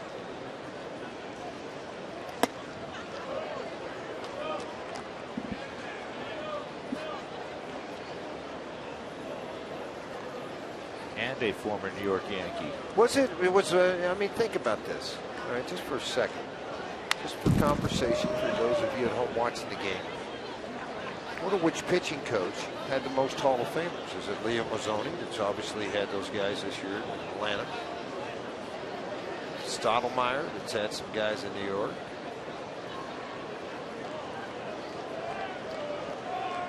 I wouldn't, hard to guess, yes. You know, it's hard to guess. You think back at all the Hall of Famers in the 40s, 50s, 60s.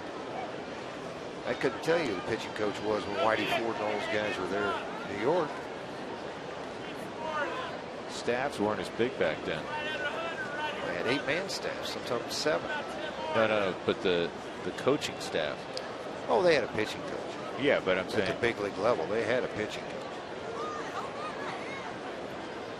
Every sport, number of coaches is growing tremendously. Hundley strikes out against Robbie Ray on a 96-mile-an-hour fastball. As he closes in on, well, he is now over 100 pitches. It's 101. The world's best barbecue competition. Teams will meet at Coors Field Saturday, September the 19th. Drew and I'll be there with our cooker. Purchase the barbecue ticket package to vote for the Fans' Choice Awards. Sample some incredible barbecue and visit with award-winning cooks. And all these guys are practicing somewhere over there. 8 strikeouts ties a career high for Ray. 4th time he's produced 8. Here's McBride. Oh, watch out. That thing was blistered up the middle. That's a watch your lips line drive. Holy mackerel, he smoked that thing. 5th hit for the Rockies. 2-out single by McBride. Brandon Barnes will come up. This thing came in the mid-90s and it went out at about 110. A little harder.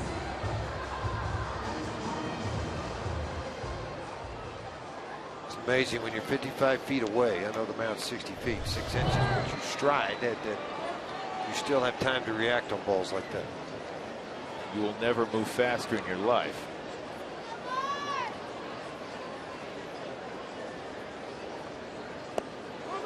That hit Barnes on the toe. So now there'll be 2 on. And the Rockies will send Kyle Parker up to pinch hit for Bettis. May run into a fastball too. Here's that hard slider. Barnes just kind of sat there and all right, well, I'll get on base. I'll go to first base. Caught me pretty good.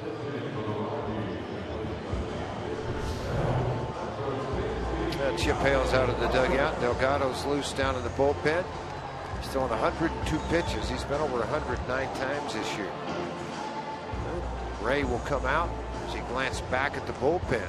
The lefty goes 5 2/3, 1 hit on 5, or excuse me, 1 run on 5 hits in this ball game.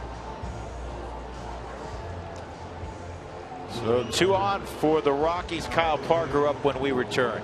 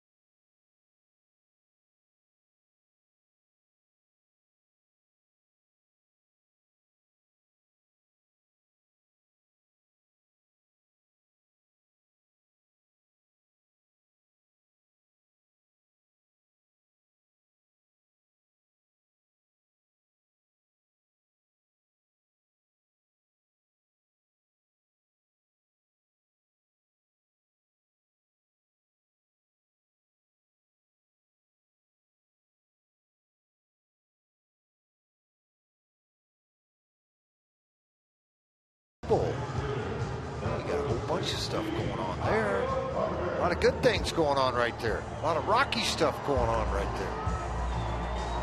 Little Coors Field, a couple of players out with her husband at the ballpark. So here we go. Randall Delgado with 2 outs in the 6th inning.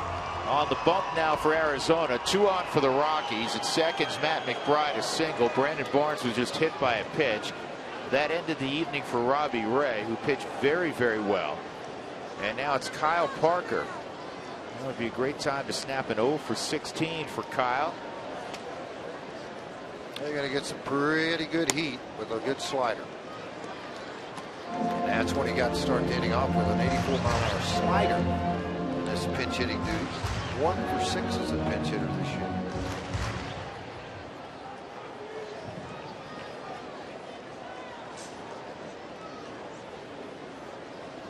That home run he hit about 3/4 of the way up on a slider that stayed in the middle of the plate. See if Delgado goes to it again. He did. Swung right over the top of it. 1-1 on Kyle Parker. A couple home runs for Kyle.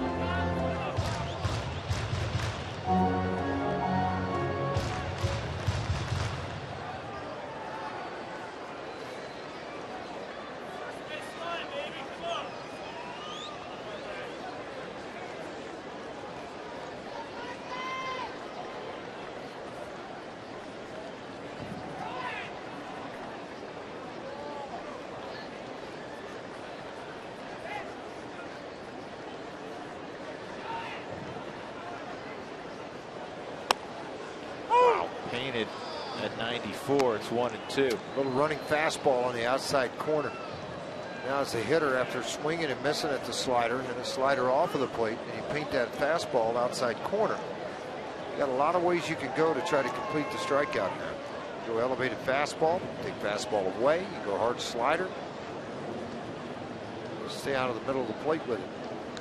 Kyle, you just got to get in battle mode here on a 1-2 count.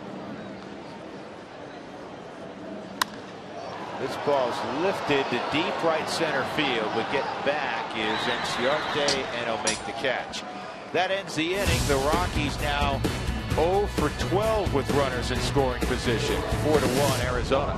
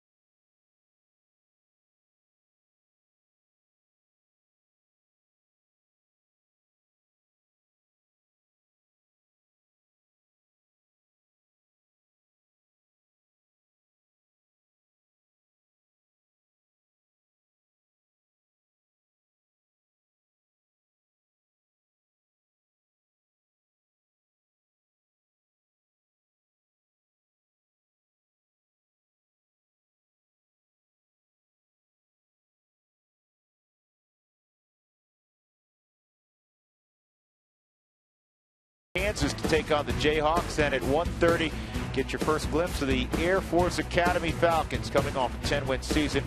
They'll play host to the Bears of Morgan State. College football Saturday on Root Sports. High school, college football getting going. Some high school started last weekend. 0 week here in the state of Colorado. Gonzalez Germain will take over in the 7th. Chad Bettis goes six innings, 4 runs, 11 hits, didn't walk anybody, struck out 4. A.J. Pollock, Paul Goldschmidt, David Peralta in the 7th for the Diamondbacks.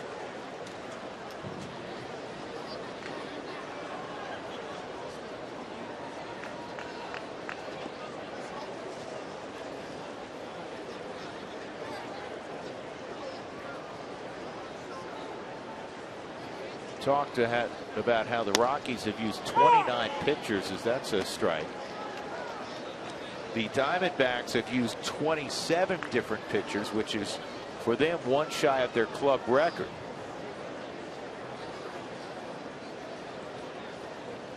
Generally speaking, if you have a team that is using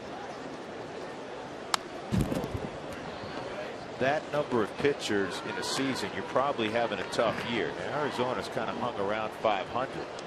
The Rockies team record is 30, and interestingly, that came in the World Series season of 07. We were looking at some numbers yesterday of starting pitchers. The Rockies have used 10 different starting pitchers for at least 5 starts, and the teams that were in that 9 and 10 range have all had tough years. The teams that had, say, 6 or 7 were typically teams that are rolling the same guys and have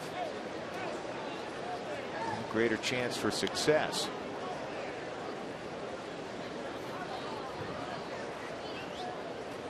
Rockies also used 29 in 2011.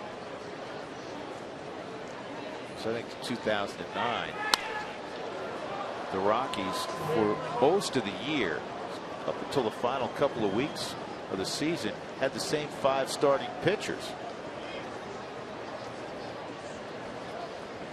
With Ubaldo and Cook and De La Rosa.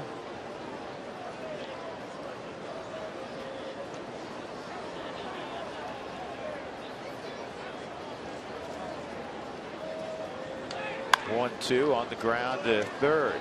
Nolan Arenado territory. 1 out.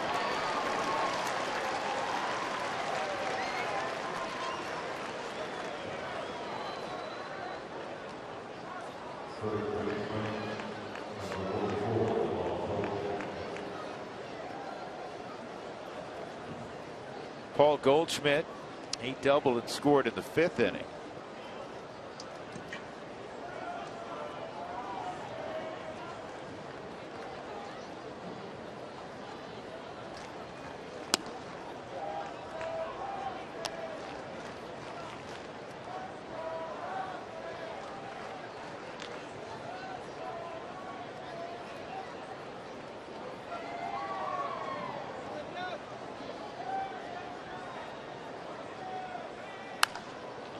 This is a high fly ball to deep right field, and it is out of play, foul.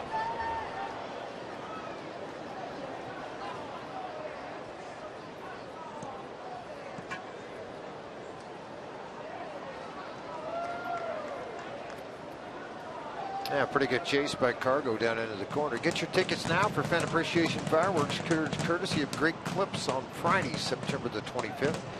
After the Rockies take on the Los Angeles Dodgers.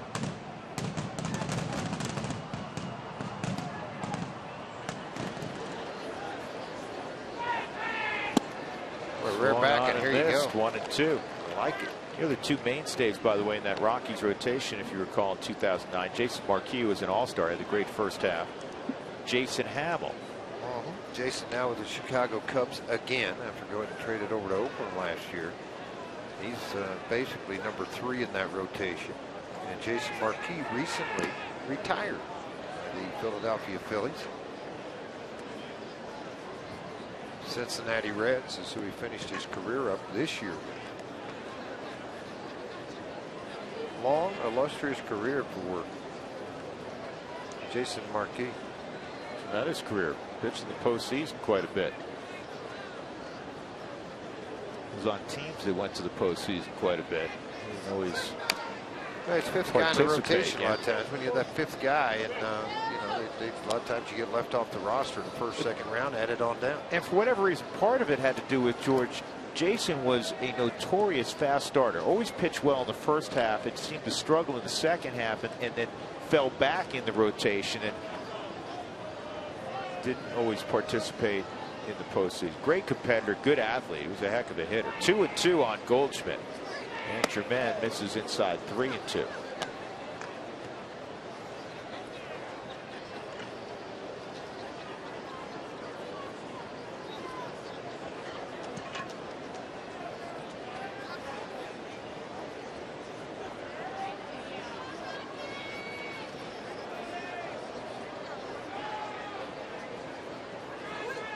Goldschmidt, ground ball to Reyes, moving to his left, 2 outs. You know who's pitched well for the Diamondbacks? He has only a couple of starts. He was with Cleveland in the minor leagues earlier this year, released by the Rockies in spring training. Jolie Chacin has come up and made a couple of very good starts for Arizona. 2 days ago. He went 7 innings, allowed 2 runs on 5 hits, struck out 6, walked 2. Well, because of the doubleheader, they optioned him down yesterday. I'm sure he's traveling with the team and be brought right back here at the 1st of September. Christian Friedrich will come on now. Germain gets 2 outs in the inning. And a lefty on lefty matchup for Christian.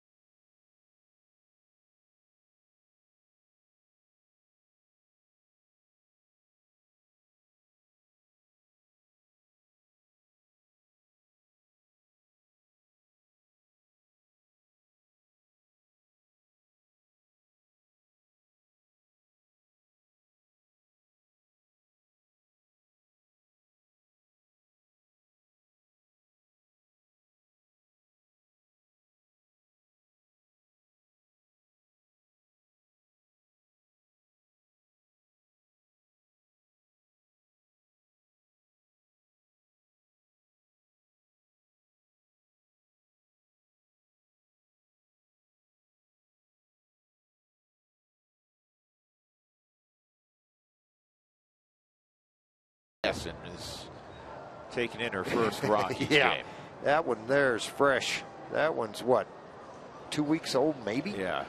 Christian Friedrich, 57th ball game, 0-4 record on the season, 52 innings so far. Left-handers have hit .263 with a home run, and Walt hoping he can keep things at bay here.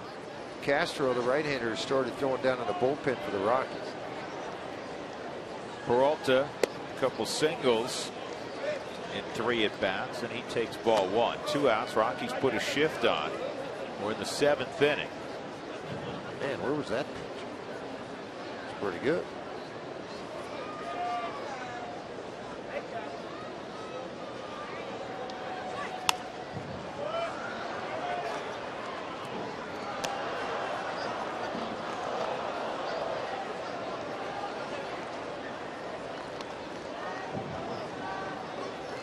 One ball, 1 strike on Peralta.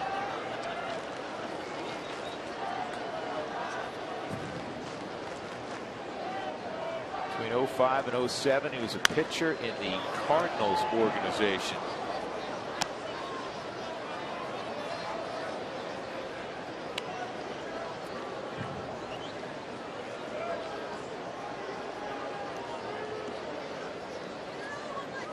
I wonder if he overlapped with Rick Ankiel, got the idea from Ankiel. Hey, dude, you can hit.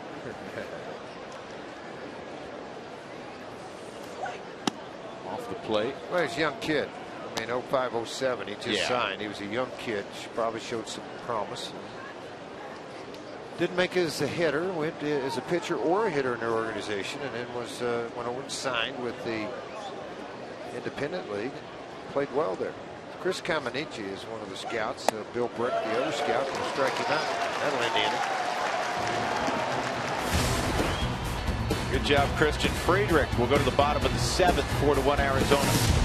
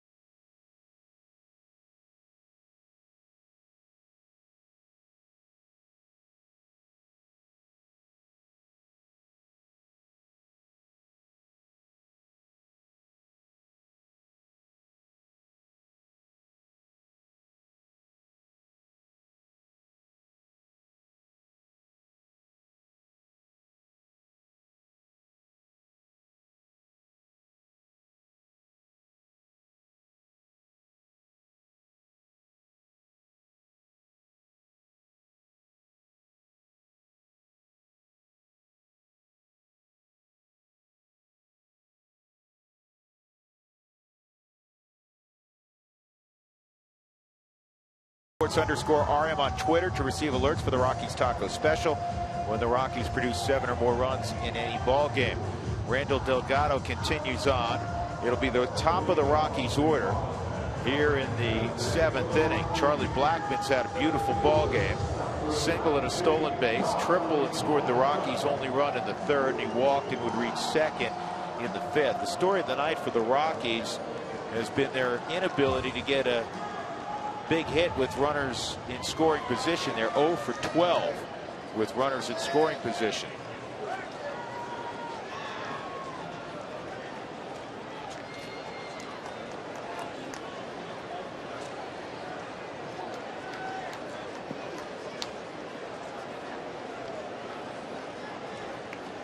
Charlie with the hits tonight moved the average above 290 again. He's at 291.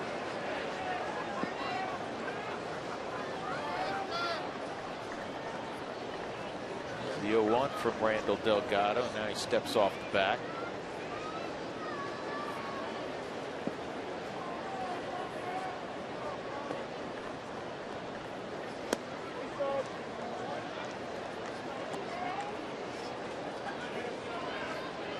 Delgado a couple of years ago was primarily a starter for the Diamondbacks, made 19 starts. This ball is shot to left field, another hit for Blackman. It's kind of corralled out there by Peralta, but it'll still be a double for Charlie. Have another big night, Charlie Blackman. And again, it's not for a lack of traffic tonight for the Rockies. They have had the leadoff man on in 5 out of 7 innings. Just 1 run, though. Boy, you talk about a good piece of hitting there. Slice that slider, that fastball outside corner, all the way down, and it was off to the races. Peralta is able to get a hold of the ball, knock it down. There could have been another triple for Charlie. Now Charlie just needs that big fly for a cycle.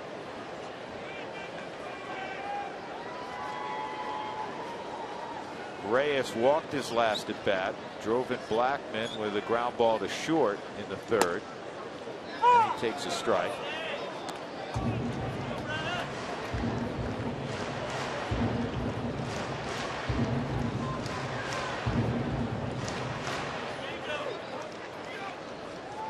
Delgado, a native of Panama.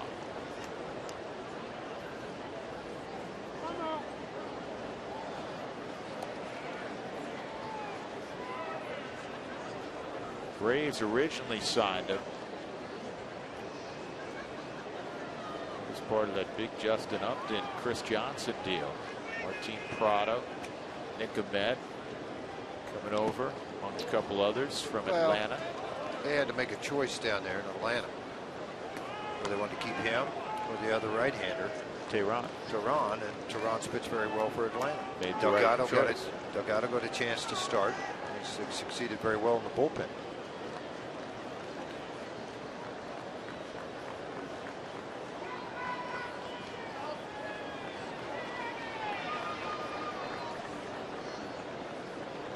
'48th appearance for Delgado. Here's the 1-1 to Reyes.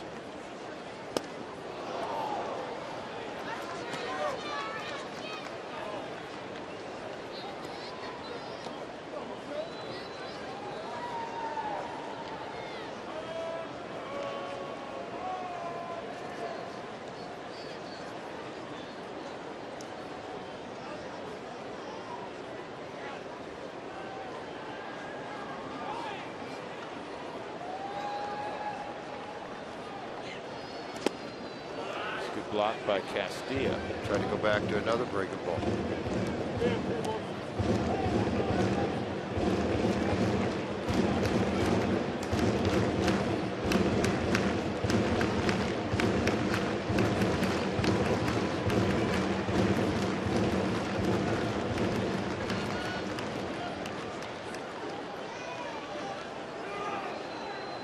Two balls, 2 strikes.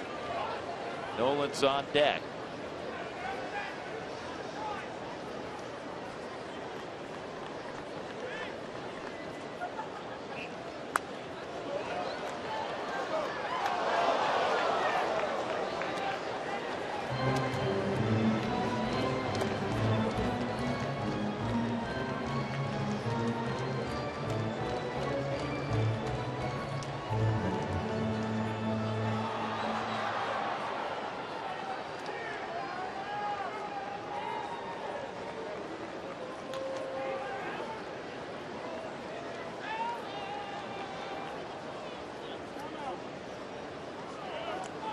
Wellington Castillo wants to chat with Delgado. There's nobody throwing down in their bullpen right now. I thought they may get Matt Reynolds up, George. They only have 1 lefty down there right now. That obviously will change tomorrow with some call up. But you have Switch right, and then you have Gonzalez that he should be ready for, not, and DJ LeMahieu. Thought they may have Reynolds for. They know that they've got, they've also, right, you'd think they would, plus the fact that Polson would probably hit. If he did it, Diaz and Castro, the young man on the right, that's Matt right here. For all you Rockies fans, remember him. And then the guy on his right is A.J. Schubel, the youngster from here in Denver. Yep.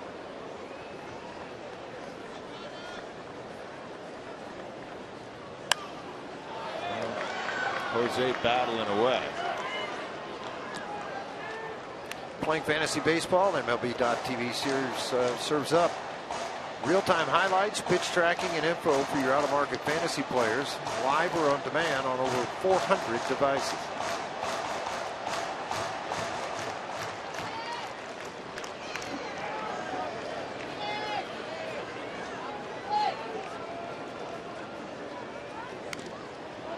Good at bat by Jose. Yeah, no fighting off question. a lot of nasty pitches from Delgado. I was watching a little bit of that Little League World Series the other day.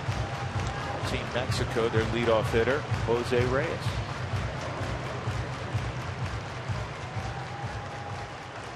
Starting to think, I'm doing the math, so hey, could have been named after Jose, right?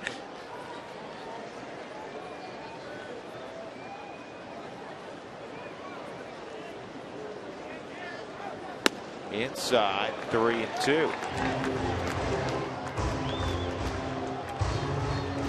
Rockies won 5-0 yesterday with just 7 hits. Tonight, in their return to Denver, they have been limited to 6 hits. Charlie's got half of them. Single, double, triple tonight. Also a walk. He's at second base. Nobody out. Rockies got to break the spell. 0 for 12. Runners in scoring position.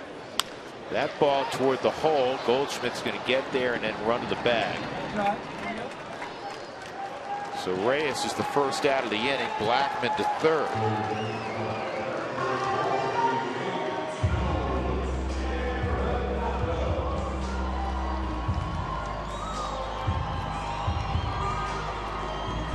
The matchups that Arenado has had with Mr. Delgado, he is 1 for 6 in his career against Delgado. But again, it's the 7th inning. There's a runner in scoring position.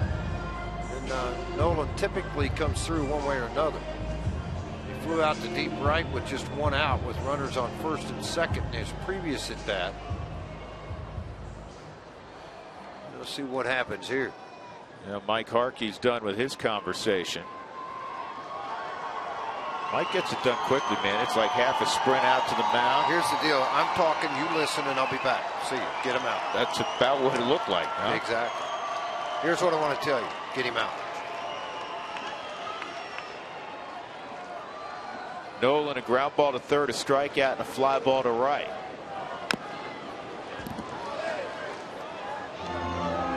Here you go. We'll give you a sample of what went on here. Right? There you go. See you later. Got to go right now, right? That's a little fire-up conversation right there. Yeah.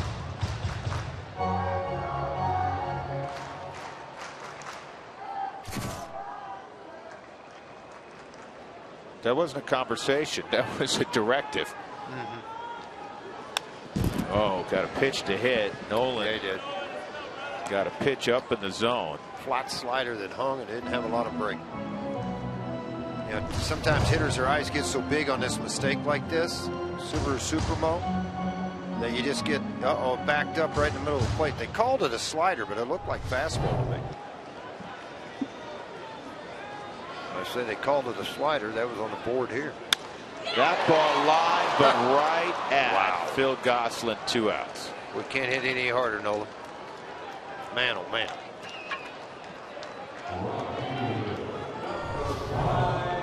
Well, he thought you had the second run in. They had him positioned perfectly, though. See Nolan's frustration and flipping that bat straight down. Gosselin makes a play on it, and Nolan is like, yeah, late. Can't buy one lately.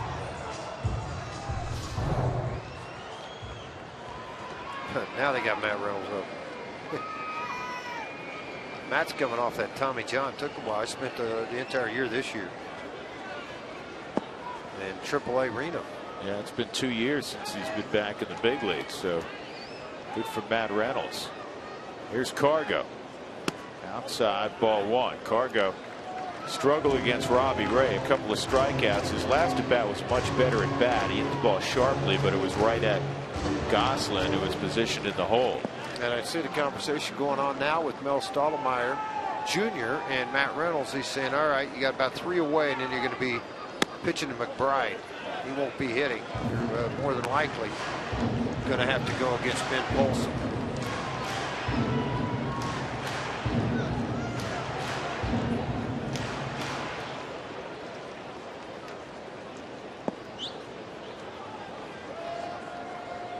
Don't have to have an overload of left-handers if you got guys down in your bullpen that can sink it to left-handed hitters. It looks like right now he's just like, you know what, I'll let Cargo go to first. I'm not going to give him anything to hit. LeMahieu on deck. Carlos, as most of you know, was raised in the Diamondback organization, originally signed by Arizona, and then traded to Oakland prior to getting to the big leagues. Right, here's kind of the thought process behind this if you're Chip Hale. If I walk Cargo, I'm walking. If I pitch to him and he hits a home run, I'm still up 1. But I've only got one left-hander down there in the bullpen. I mean, I'm trying to think along with Chip Hale here, and I got 2 right-handers coming right behind him in LeMahieu. And then I've also got the right-hander Hundley coming right behind him. Delgado, in his career against DJ LeMahieu, 2 for 5. He's hitting very well. And Nick Hundley in his career is 0 for 4. Now, I'll tell you what changes probably the thought process for Hale. You could pass on Cargo in that DJ's behind him. DJ's had a phenomenal year. He's hitting .311 coming in, or .309 coming into the ball game, but he's not going to hit the ball typically over the wall. Right. If he gets a base hit, 1 comes in. I don't burn my left-hander now. I can wait and burn my left-hander in the 8th inning to face, if they pinch hit, to face Paulson. But the strategy, perhaps, George, would have been different if you had, say, Nolan hitting behind Cargo tonight. Yeah. But Doug gave us a great note when when Cargo hits the 3-0, it's like 120, and then it's like 340 something when he's hitting in the 4-hole of it for the Rockies. He bounces up there 2-0.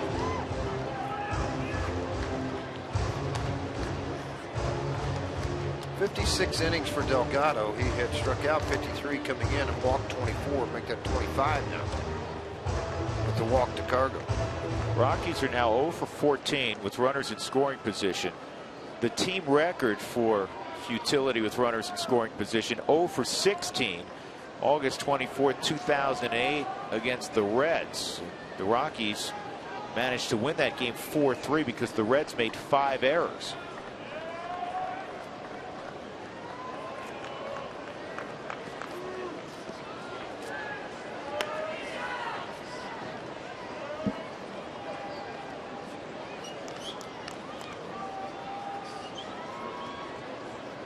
Two 2-0 on LeMahieu.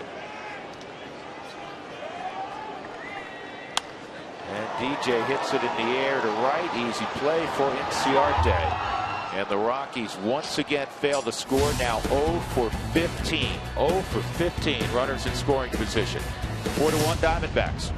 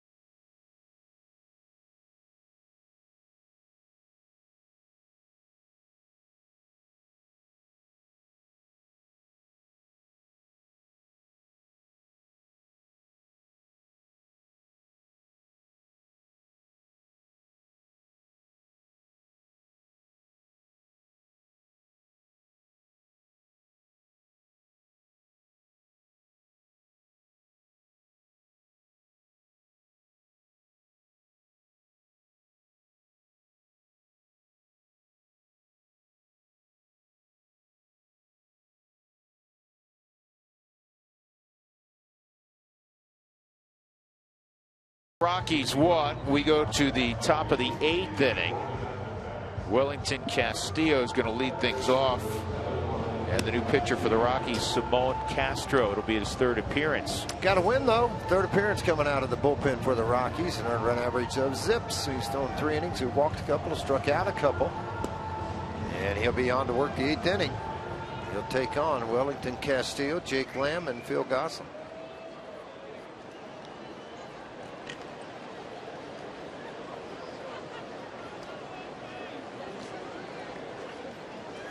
You know, Walt Weiss looking at his scorecard, figuring down through it as who's going to face what. They still have Matt Reynolds throwing down in their bullpen.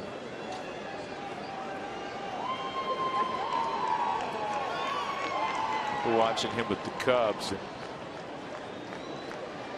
he looked like a guy who could swing the bat a little bit. I want to change that. David Hernandez, the 8th inning guy, is warming up down in the bullpen for the Diamondbacks right now.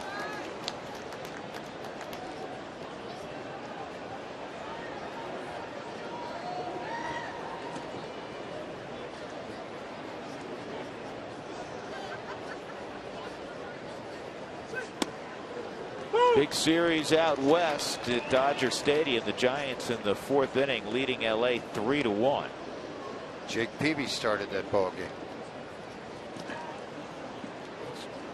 Had a drink in the fountain of youth, hasn't he? Yes, he has. 3.5 games separating those two clubs. 0-2, and the Castro slider just missed. 1-2. You know, last year they got to look at him in the playoffs, World Series, what he is, what he's made of, and everything. And then you started to look at free agency. If you wanted to bring a guy in, it's going to cost you a lot of money. Jake Peavy wanted to come back, wanted to continue to pitch. He's pitched okay for him. Good pitch. Castro strikes out Castillo. 1 out in the 8th inning. That'll bring up the left-handed third baseman, Jake Lamb. Hard slider, steady diet, and then he got one to really break hard off the plate on the knees for the strikeout. It's August 31st, right, George? Well, it was this morning when I woke up. Cardinals won today at home. They beat Washington 8-5. They have 85 wins. They're a game away from being 40 over 500. Well, Clint Hurdle's team's not far behind. No, the Pittsburgh Pirates, they may not have all the big names other than, say, Andrew McCutchen. Tell you what, that kid Polanco and Wright can flat play. They got a good baseball team. They've really revitalized baseball under Clint Hurdle in Pittsburgh since he went there. The energy in the city. Yep. High fly ball left field pretty deep. And on the track, it's hauled in by Barnes. Lamb is retired, and that'll bring up Phil Gosselin.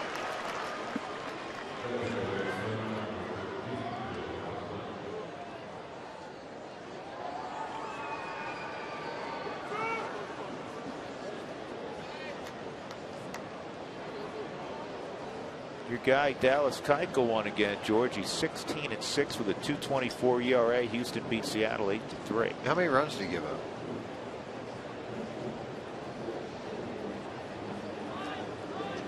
I'll let you know. All right. Ball's chopped foul. There's 3 given up in the game. Might have gone 9. He gave up a run in 7 innings on 6 hits, struck out 8, walked 1. Yeah, he went to Yankee Stadium in his previous start, won there against the Yankees. That's the game. It was like 19-1.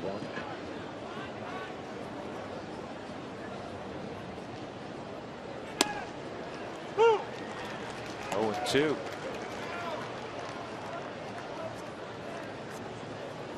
Yeah, it's great to see Dallas transform into that, and what he's done, and wonderful things he's done back home in Tulsa, Oklahoma, for his mom and dad, sister. Here's the 0-2, and it's chopped foul. Slider. 88.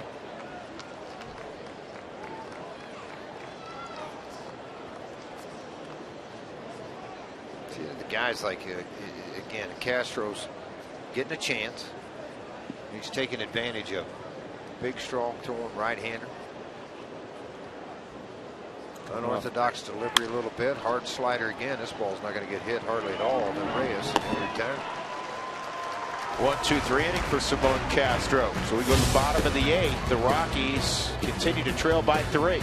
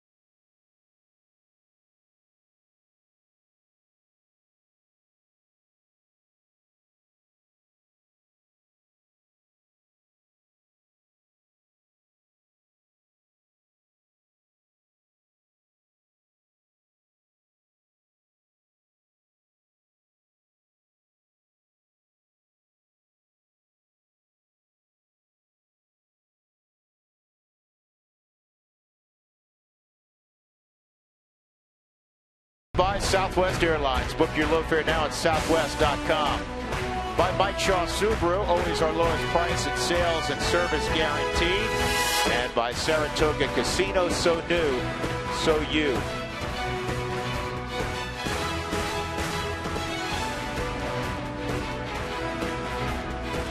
Always a pretty night in Denver, all lit up. Man, and if Rockies will play 8 games over 7 days. Changes. Nick Ahmed comes in defensively. Chris Owens, who is at short, goes to second. And David Hernandez is on the hill now, so Phil Gosselin comes out. 4th all-time in appearances in a Diamondback uniform. David Hernandez, 238. You're more than likely going to see Brad Ziegler in the 9th. And he has 303, leads it for the Diamondbacks.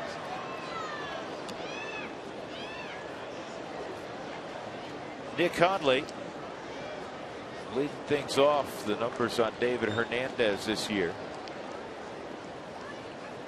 Righties have hit over 300 against him.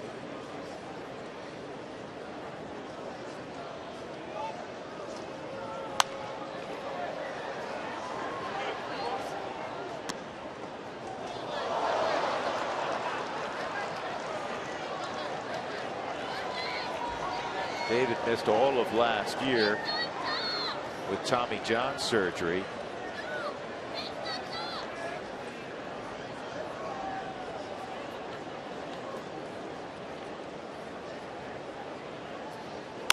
And a base hit to center field for Nick.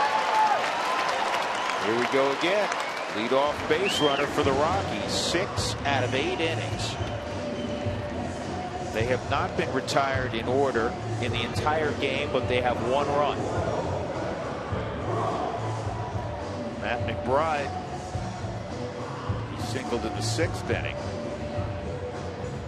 1 for 3 for Matt.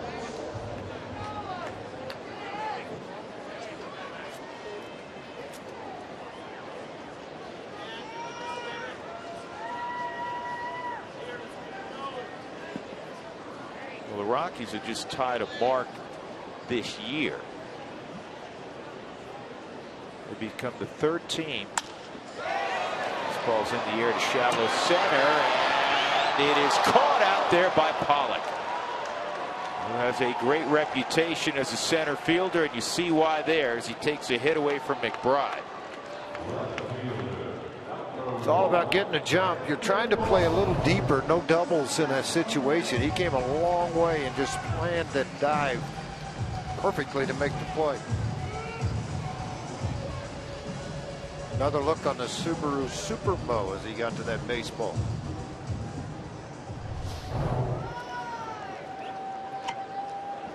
So the Rockies are 0 for 15 with runners in scoring position. That's the highest mark this year for, again, futility with runners in scoring position. It's happened 2 other times. The Angels earlier this month against the White Sox hitless 15 at bats with runners in scoring position. And in June, the Mets turned the trick against the Reds.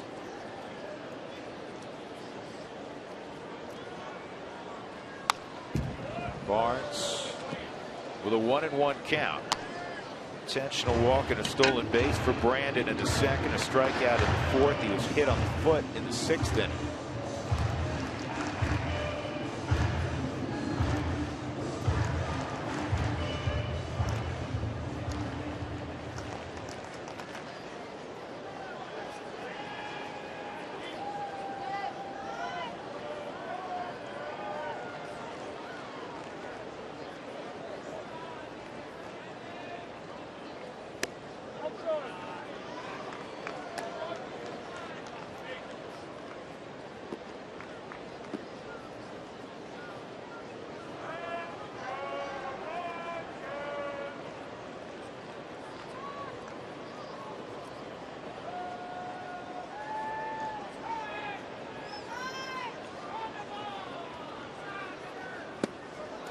Good slider. He has a good one. 81 to 84 mile an hour slider with late tilt and break. The other thing that he put with it is a decent fastball even after the surgery. It's just so late breaking. That one went Brandon straight down. Yeah, Brandon thought he was right on top of that. Well, it depends on your hand positioning on the slider. The longer you stay on top, the more tilt you got straight down. Diaz continues to throw. He'll probably throw the 9th for the Rockies.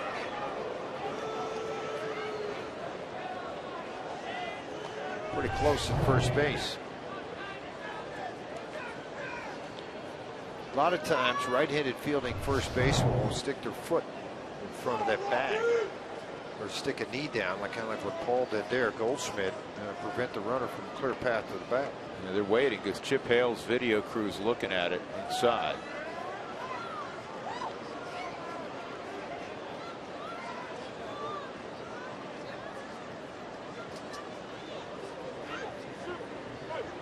You know what?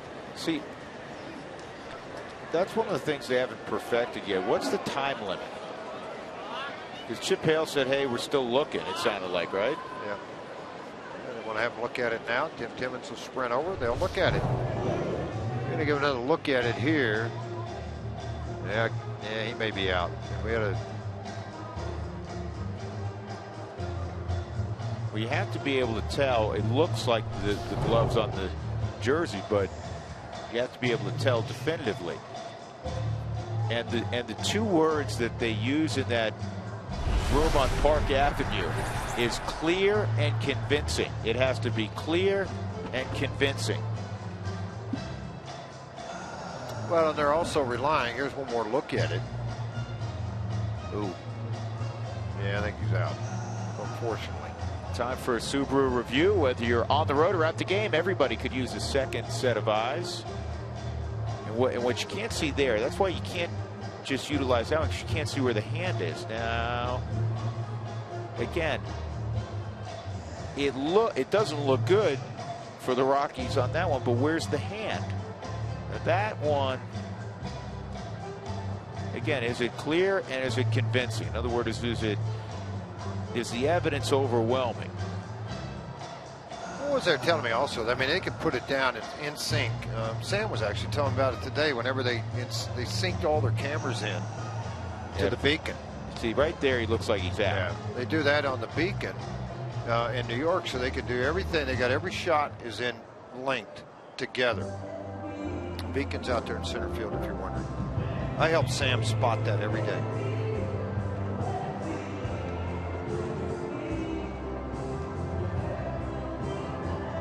See, the problem with that shot is you don't see. You don't know where the hand is. Right. They're gonna have to, if anything, if they call him out, it's gonna have to be on the one up above. And they did. Yep, they're calling him out. So Huntley gets picked off, which you can't do when you're down by 3 runs. Nick knows that. Yeah, it's this one right here. I think someone has sold it to the umpires in New York.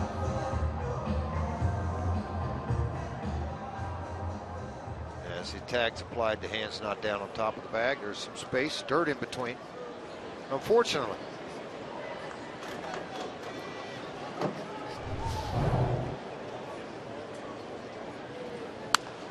Barnes fouls off the 2-2. The Rockies got the leadoff man on the Hundley base hit. McBride gets robbed of a bloop single, and then Hundley gets picked off. And you got 2 outs, nobody on in the 8th, down by 3. Paulson in the on deck circle. And Barnes fouls that one away. Matt Reynolds continues to throw for Arizona. That's to face Paulson. Ben's in the on deck circle. As George mentioned, Jairo Diaz is throwing in the Rockies' pen.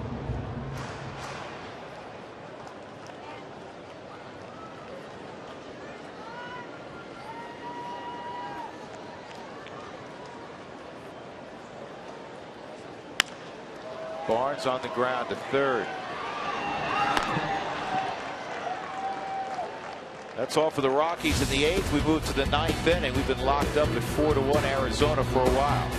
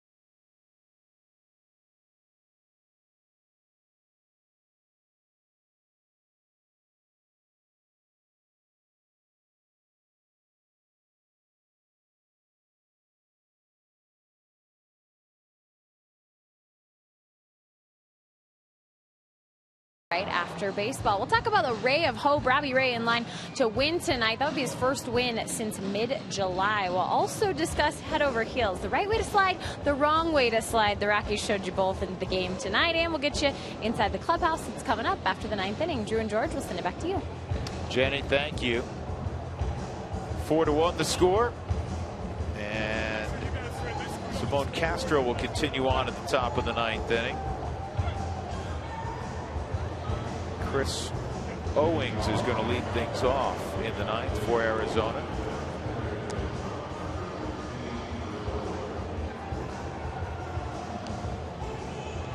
Well, that's the closer, Ziegler. Boy, he's been good for them all year long. 24 saves for him on the year. He's finished 38 ball games.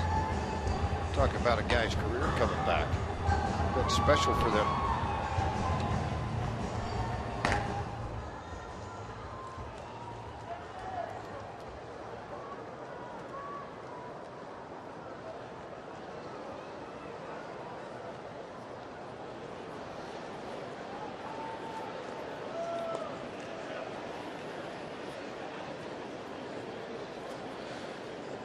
Switch hitting catcher Jared Saltalamacchia is going to pinch hit next for Arizona. Owings is 3 for 3.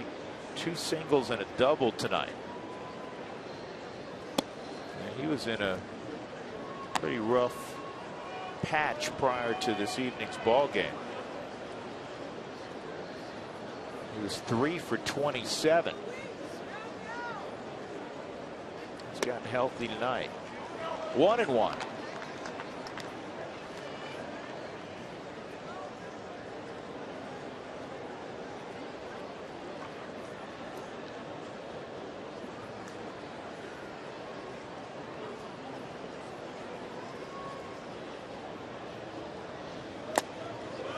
Good hard slider again. I tell you what, he's lived with the hard slider and the fastball. It's been 90-92. That fastball outside corner misread by me. The 92 mile an hour here. The most important thing is he's thrown 13 pitches, 11 strikes in this game. Yeah, he's been very good. And that's in a great spot also. Cutter, slider.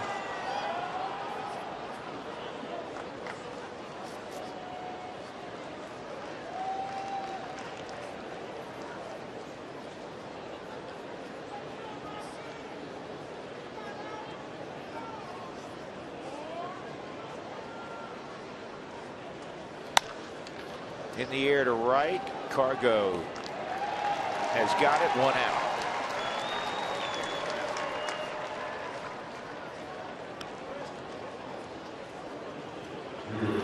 So here's Jared Saltalamacchia.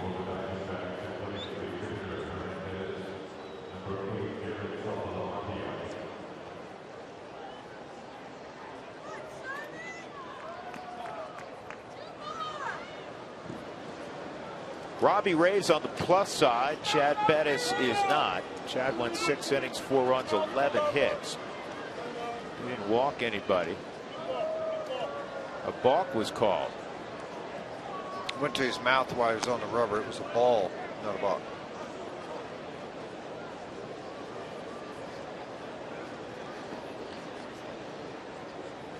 So it's ball 1.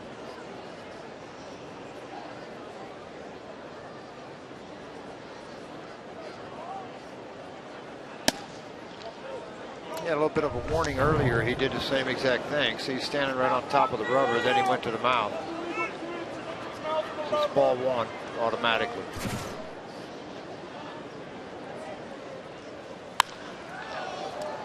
This is in right center field. Charlie lays out and makes the catch. What a grab by Blackmon.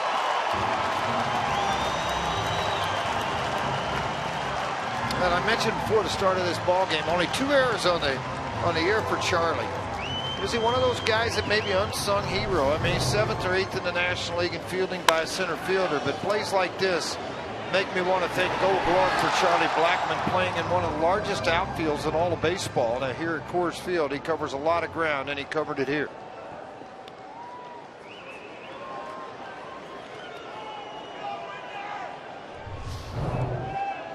That's a lot of wear and tear on the legs. He did a funny interview with Mark Stout.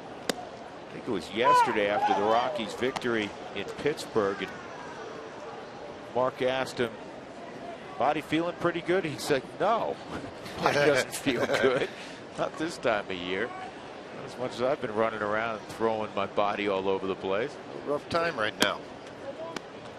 You wouldn't know it by how he goes about his business, but he was honest with his answer. Well, it tells you a lot about how he takes care of himself, too. And being able to play almost every single day in center field for this ball club. This is his 128th ball game, which leads the Rockies. 1-1 on Inciarte. And this is a bouncer to short. Reyes, quick transition, a 1-2-3 inning from Castro. 6 set down by Simon Castro. He did very nicely. Got a little help from his center fielder. So we'll go to the bottom of the 9th. The Rockies down by 3.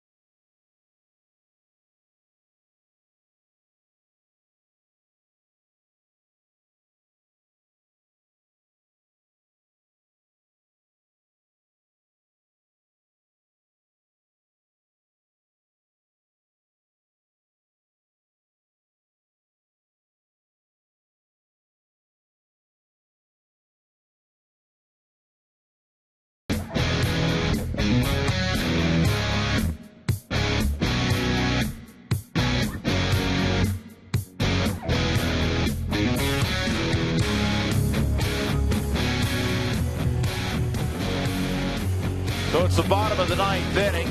The Rockies trail 4-1, 0 for 15 tonight. With runners in scoring position is the biggest storyline of all. It'll be 9-1-2 for the Rockies against Brad Ziegler. Daniel Descalso will be the pinch hitter here. Paulson was in the on-deck circle last inning if there was some traffic. But now that you need base runners, Walt opts for Descalso to pinch hit here in the ninth. Blackman on deck. Brad Ziegler is going to start this inning. Not a big strikeout artist by any means. But what he does do is turn a lot of ground balls into outs. 57 1/3, just 38 hits given up on the year. And as far as the long ball, he's given up 3 home runs in those 57 1/3. He lives in the bottom half of the zone. 78 miles an hour with the changeup. Fastball will range up to 87, 88 at times. But it has a lot of sink and pinpoint control.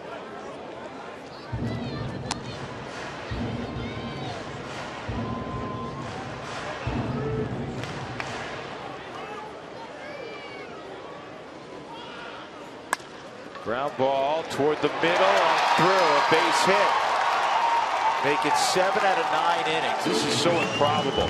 7 times the Rockies have had the leadoff man on, and yet they have only 1 run. 7th hit for Descalso as a pinch hitter this year. Now the top of that order will flip around.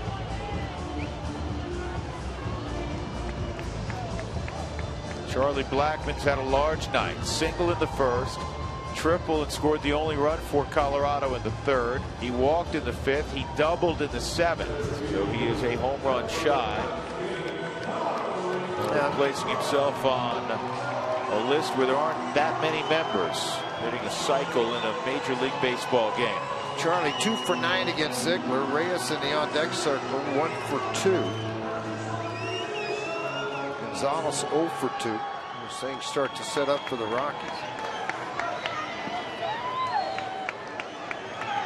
Ziegler has a lot of age on him. He's been around the game a long time. He doesn't get baffled very often. He's going to stay to his game plan. And that is, as I mentioned earlier, low half strikes. Try to get the ball on the ground to get the double play ball. Left-handers have not hit him, but right-handers are hitting well below 200. Left-handers just 203.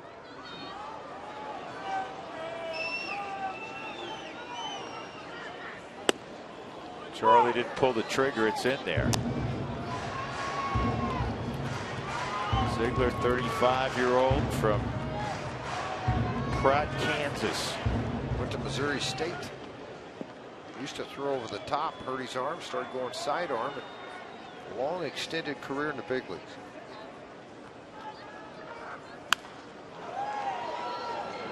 Tell you what, Ziegler overcame a scary moment back in the minor leagues in 04.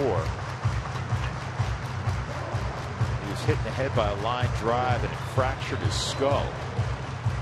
Think about that. That was 11 years ago. A very extended career. That year, George, he pitched some independent baseball. He's a survivor. Now here he is closing games in the big leagues, 1 and 2. And he gets the strikeout of Blackman. Hard slider, added some velocity to it.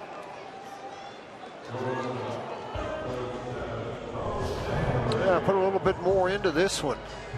Hard slider right under the bat of Charlie Blackman. Mentioned Jose Reyes against Ziegler in his careers. 1 for 2, Nolan 1 for 5. That one hit, a home run. A little traffic, get Nolan another shot at it. Ground ball down the line. That's a fair ball. Descalso heading to third. Reyes to second. And Arenado will come up as the tying run with 1 out in the ninth. A double by Jose Reyes.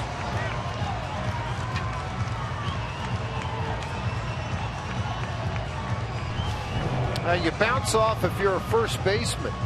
But when you have somebody that doesn't throw particularly hard, I don't know if you bounce this far off. He did, and it cost him. See how far off Goldschmidt came? That ball a foot inside the bag. And Reyes able to capitalize on it with a double. So you've got one out, second and third, and Nolan Arenado at the plate with Carlos Gonzalez. Boy, does this set up nice for the Rockies right now.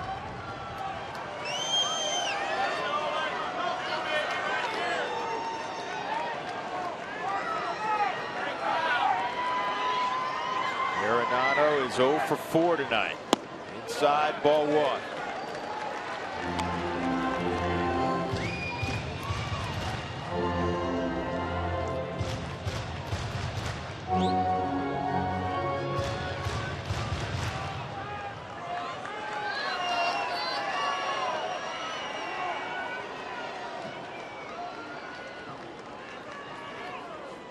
Nolan drives one high and deep left field. Get up, get out. Off the top of the wall. 2 runs will score. Arenado stayed at first. It's 4-3.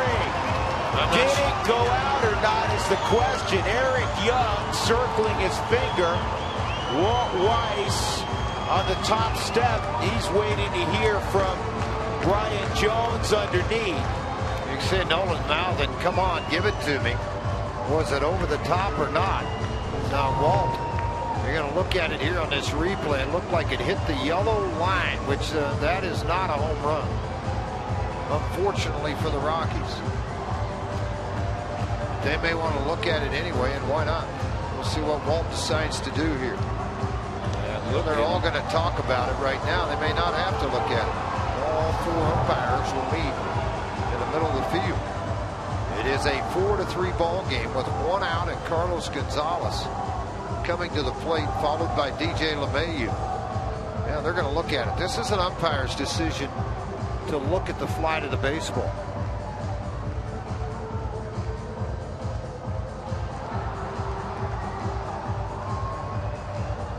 Nolan, you can see him mouth, and that's gone. Goldsmith saying, well, maybe it hit the top there.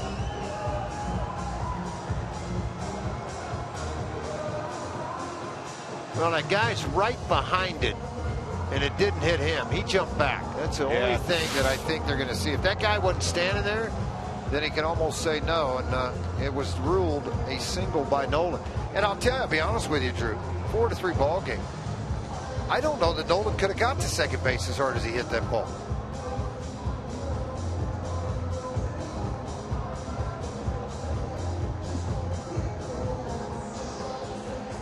Well, that yellow line is something we see in virtually every ballpark, and Chris Caccione explains the yellow line, if you will. The yellow line is there only for a line of demarcation. Has nothing to do with a home run. It's just showing you where the top of the fence is, and what anything above that yellow line is then out of the ballpark. Clearly that hit right on the line. It did hit on the line, and I think you would have seen those fans jumping around, you know, trying to sway the Rockies dugout. Here's Cargo, and that's a strike. He's 0 for 2 lifetime against Ziegler. 1 out. Cargo the winning run, the tying run at first in Arenado. Ahmed stays at short. Lamb appears to go out to play, well, second on the shift on Cargo. Cargo drives this ball to left, but it's playable for Peralta. And they're 2 outs.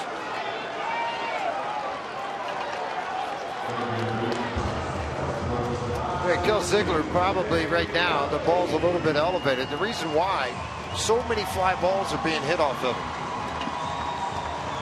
One rocket by Arenado. Yeah, DJ, get you one here and see what you can do with it. LeMahieu 2 for 9 in his career against Ziegler.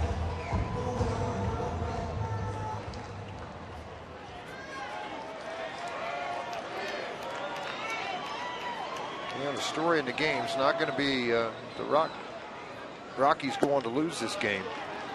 It was the inability through the first 8 innings to drive in runs with men in scoring position. Started the night 0 for 15. They entered the 9th inning 0 for 15. DJ takes ball 1. They're now 1 for 16 tonight. Down to their final out.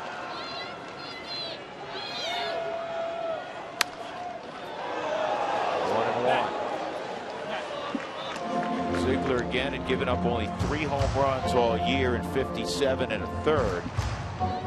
And Nolan came within literally inches of hitting the 4th home run against him this year, which would have tied the game.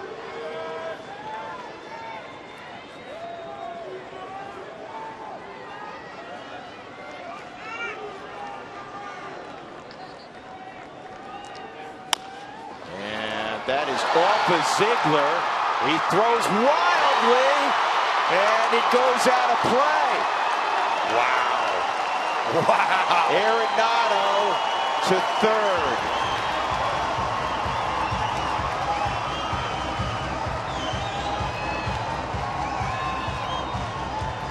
Ziegler, 35 years of age, almost had a meltdown there. That eat the baseball.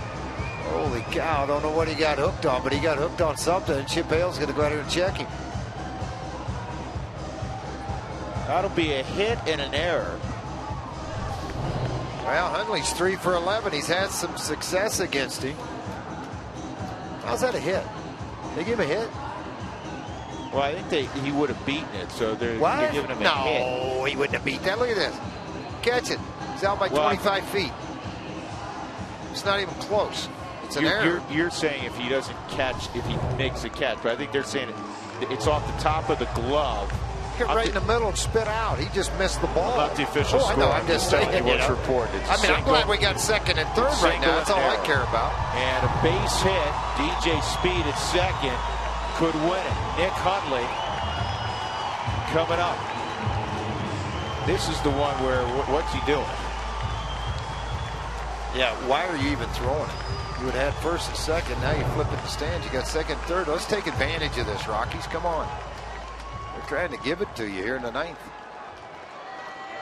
McBride waits. Hundley doesn't see him. A base hit in the 8th inning.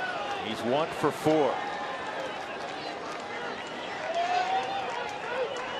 3 for 11. He's had a lot of experience facing Ziegler.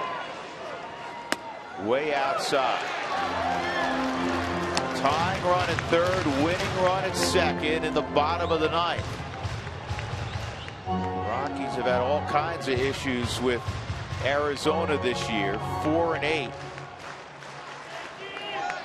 Yeah, the issues with left-handers. You could erase that 5 for 23 and make it 6 wins anyway with a base hit here.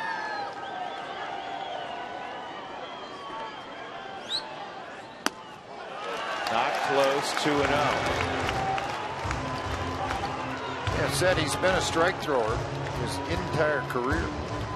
You never know. I mean, he really could be rattled by what he did. Well, a lot of times a little shock to your system. You know, you're not used to that. Falling over backwards, flip it up into the seats. McBride's on deck. I mentioned that.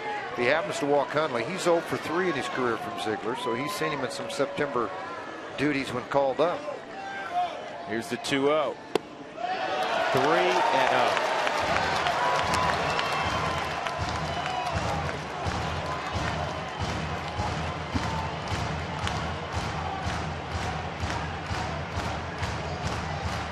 Matt Reynolds is back throwing against for the Diamondbacks.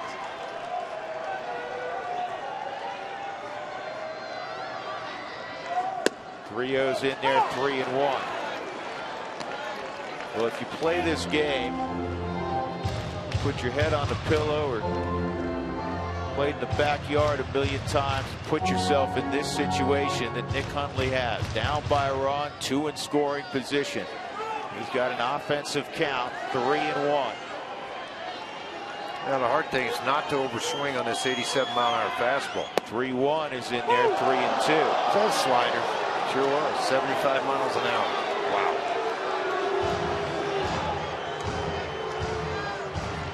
Man, talk about confidence in all your pitches. I mean, that ball was a little bit low. Nick thought it was a little bit low. So here we go, 3-2. LeMahieu, good speed at second. I like that. Step out, call a little time, let him think about it a little bit more. I don't care how long you've been doing it. You got second and third and 2 outs and a game on the line. 3-2. Inside, ball 4. And they're loaded up. Matt McBride will come up. Well, a big moment for a young player. And it won't be McBride, it'll be Ben Polson. And I think that's why he had the lefty. But will Chip Hale go get Reynolds out of the bullpen to face Polson? Or do you leave your closer in to face him? If you're going to get him up with the assumption that Polson may show up, I would assume you're going to bring him in. You would think. He hadn't moved out of the dugout yet. He's got his head down, walking back and forth, looking up. Maybe to see what kind of decision he would make here. You know, that left-hander's been up 3 times. There he is. He's going to do it. It's the hardest part of managing. You're going to go get him.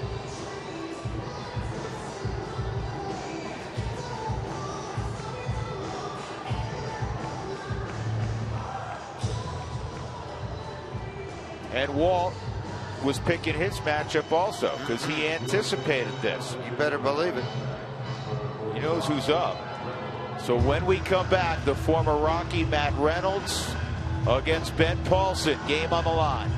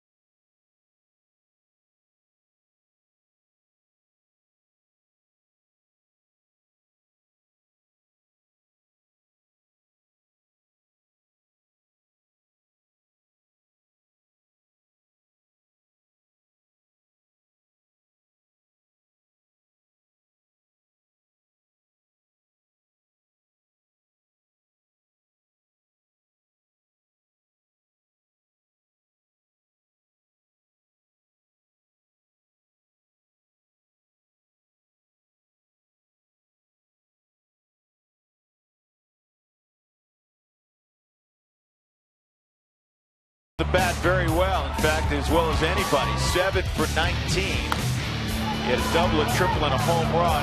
And on Friday, he got a start against Jay Happ, a left-handed pitcher for the Pirates. And his first at bat against Happ, he had a base hit. Overall, 5 for 25, batting against lefties. Matt Reynolds only a couple of saves this year in AAA. It was in 2013 with Arizona that he had his last save, and they had 2 that year. Polson has hit 200 against left-handers. This year in August, he's hit 270. Scoring position, 273. A big swing and a miss. So here was a decision for Walt Weiss. These are difficult decisions for managers. You could have McBride face Ziegler, who clearly was on the ropes, just walked a man. Or you play the Paulson card, a guy who's got far more at bats against a guy just coming into the ball game. And quickly, Reynolds is ahead 0-2. And how would Reynolds handle it with the bases loaded? Now, Reynolds was a very hard thrower prior to his elbow surgery. He was in the low 90s. Right now, ahead 0-2. Chip Hale looks like he pulled the right card. He hoped he'd never had to get to this left-hander in this inning.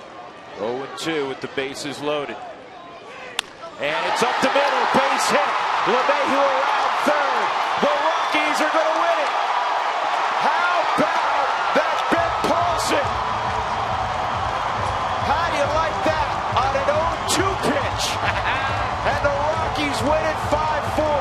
He has been unbelievable lately. games.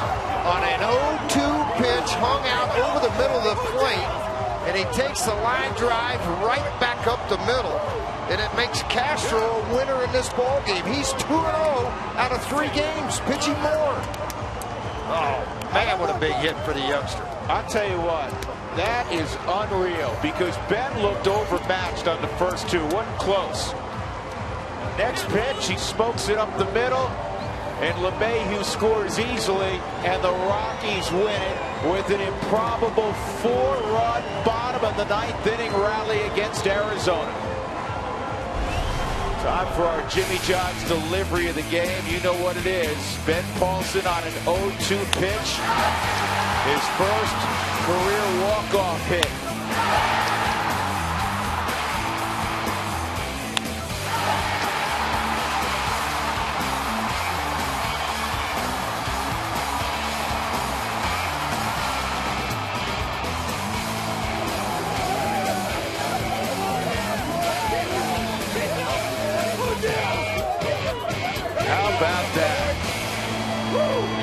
Back at that inning, and it's the biggest part of the inning was when Ziegler mishandled the ball on the mound and then threw it into the seats and allowed runners to advance.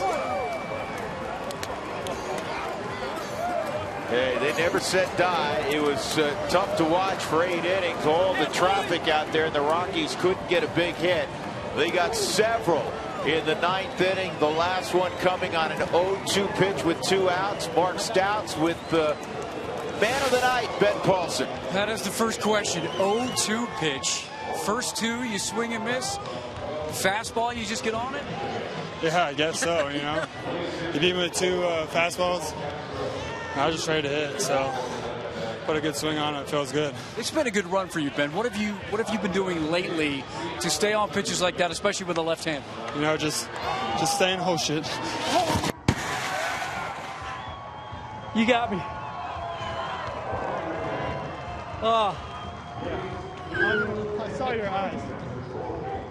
So what have you been doing to just stay on those pitches? You know, just staying in there, not bailing out, just going right at the pitcher, and you know, just trying to put a good swing on stuff. Every at bat gives you more experience, and that's kind of where you are in your progression in the bigs?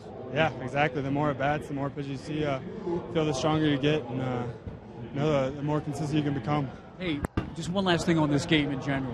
You guys couldn't produce with guys in scoring position, but how about this battle on the 9th? You know, that's what we do every 9th inning. You know, it's like a knockout. You know, we go in with our guns a-blazing and just ready to compete, and that's all you can ask for. Did you know if you were going to hit? How far in advance did you know you might come up in that spot?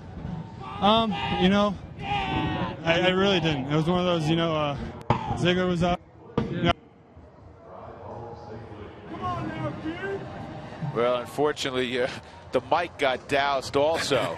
Yeah, Mark, you're a trooper, man. You stuck right in there. Mark's just soaking wet. Yep, so you know what? Walt ends up making the move that works. Paulson, left on left, beats the former Rocky Matt Reynolds, and the Rockies rally for 4 in the 9th. Again, a very improbable 5-4 come from behind victory. It'll be a very happy Toyota postgame show. We'll get you there right now. Jenny, all yours. All right, Drew, thanks so much. Walk-off's always fun. On a Purple Monday, we'll call it a Gatorade Bath Monday. Yeah, and Brandon Barnes is getting a little bill on his chair. That's the second microphone he's got. Yeah, he's going to have to pay for those pretty soon. Forget all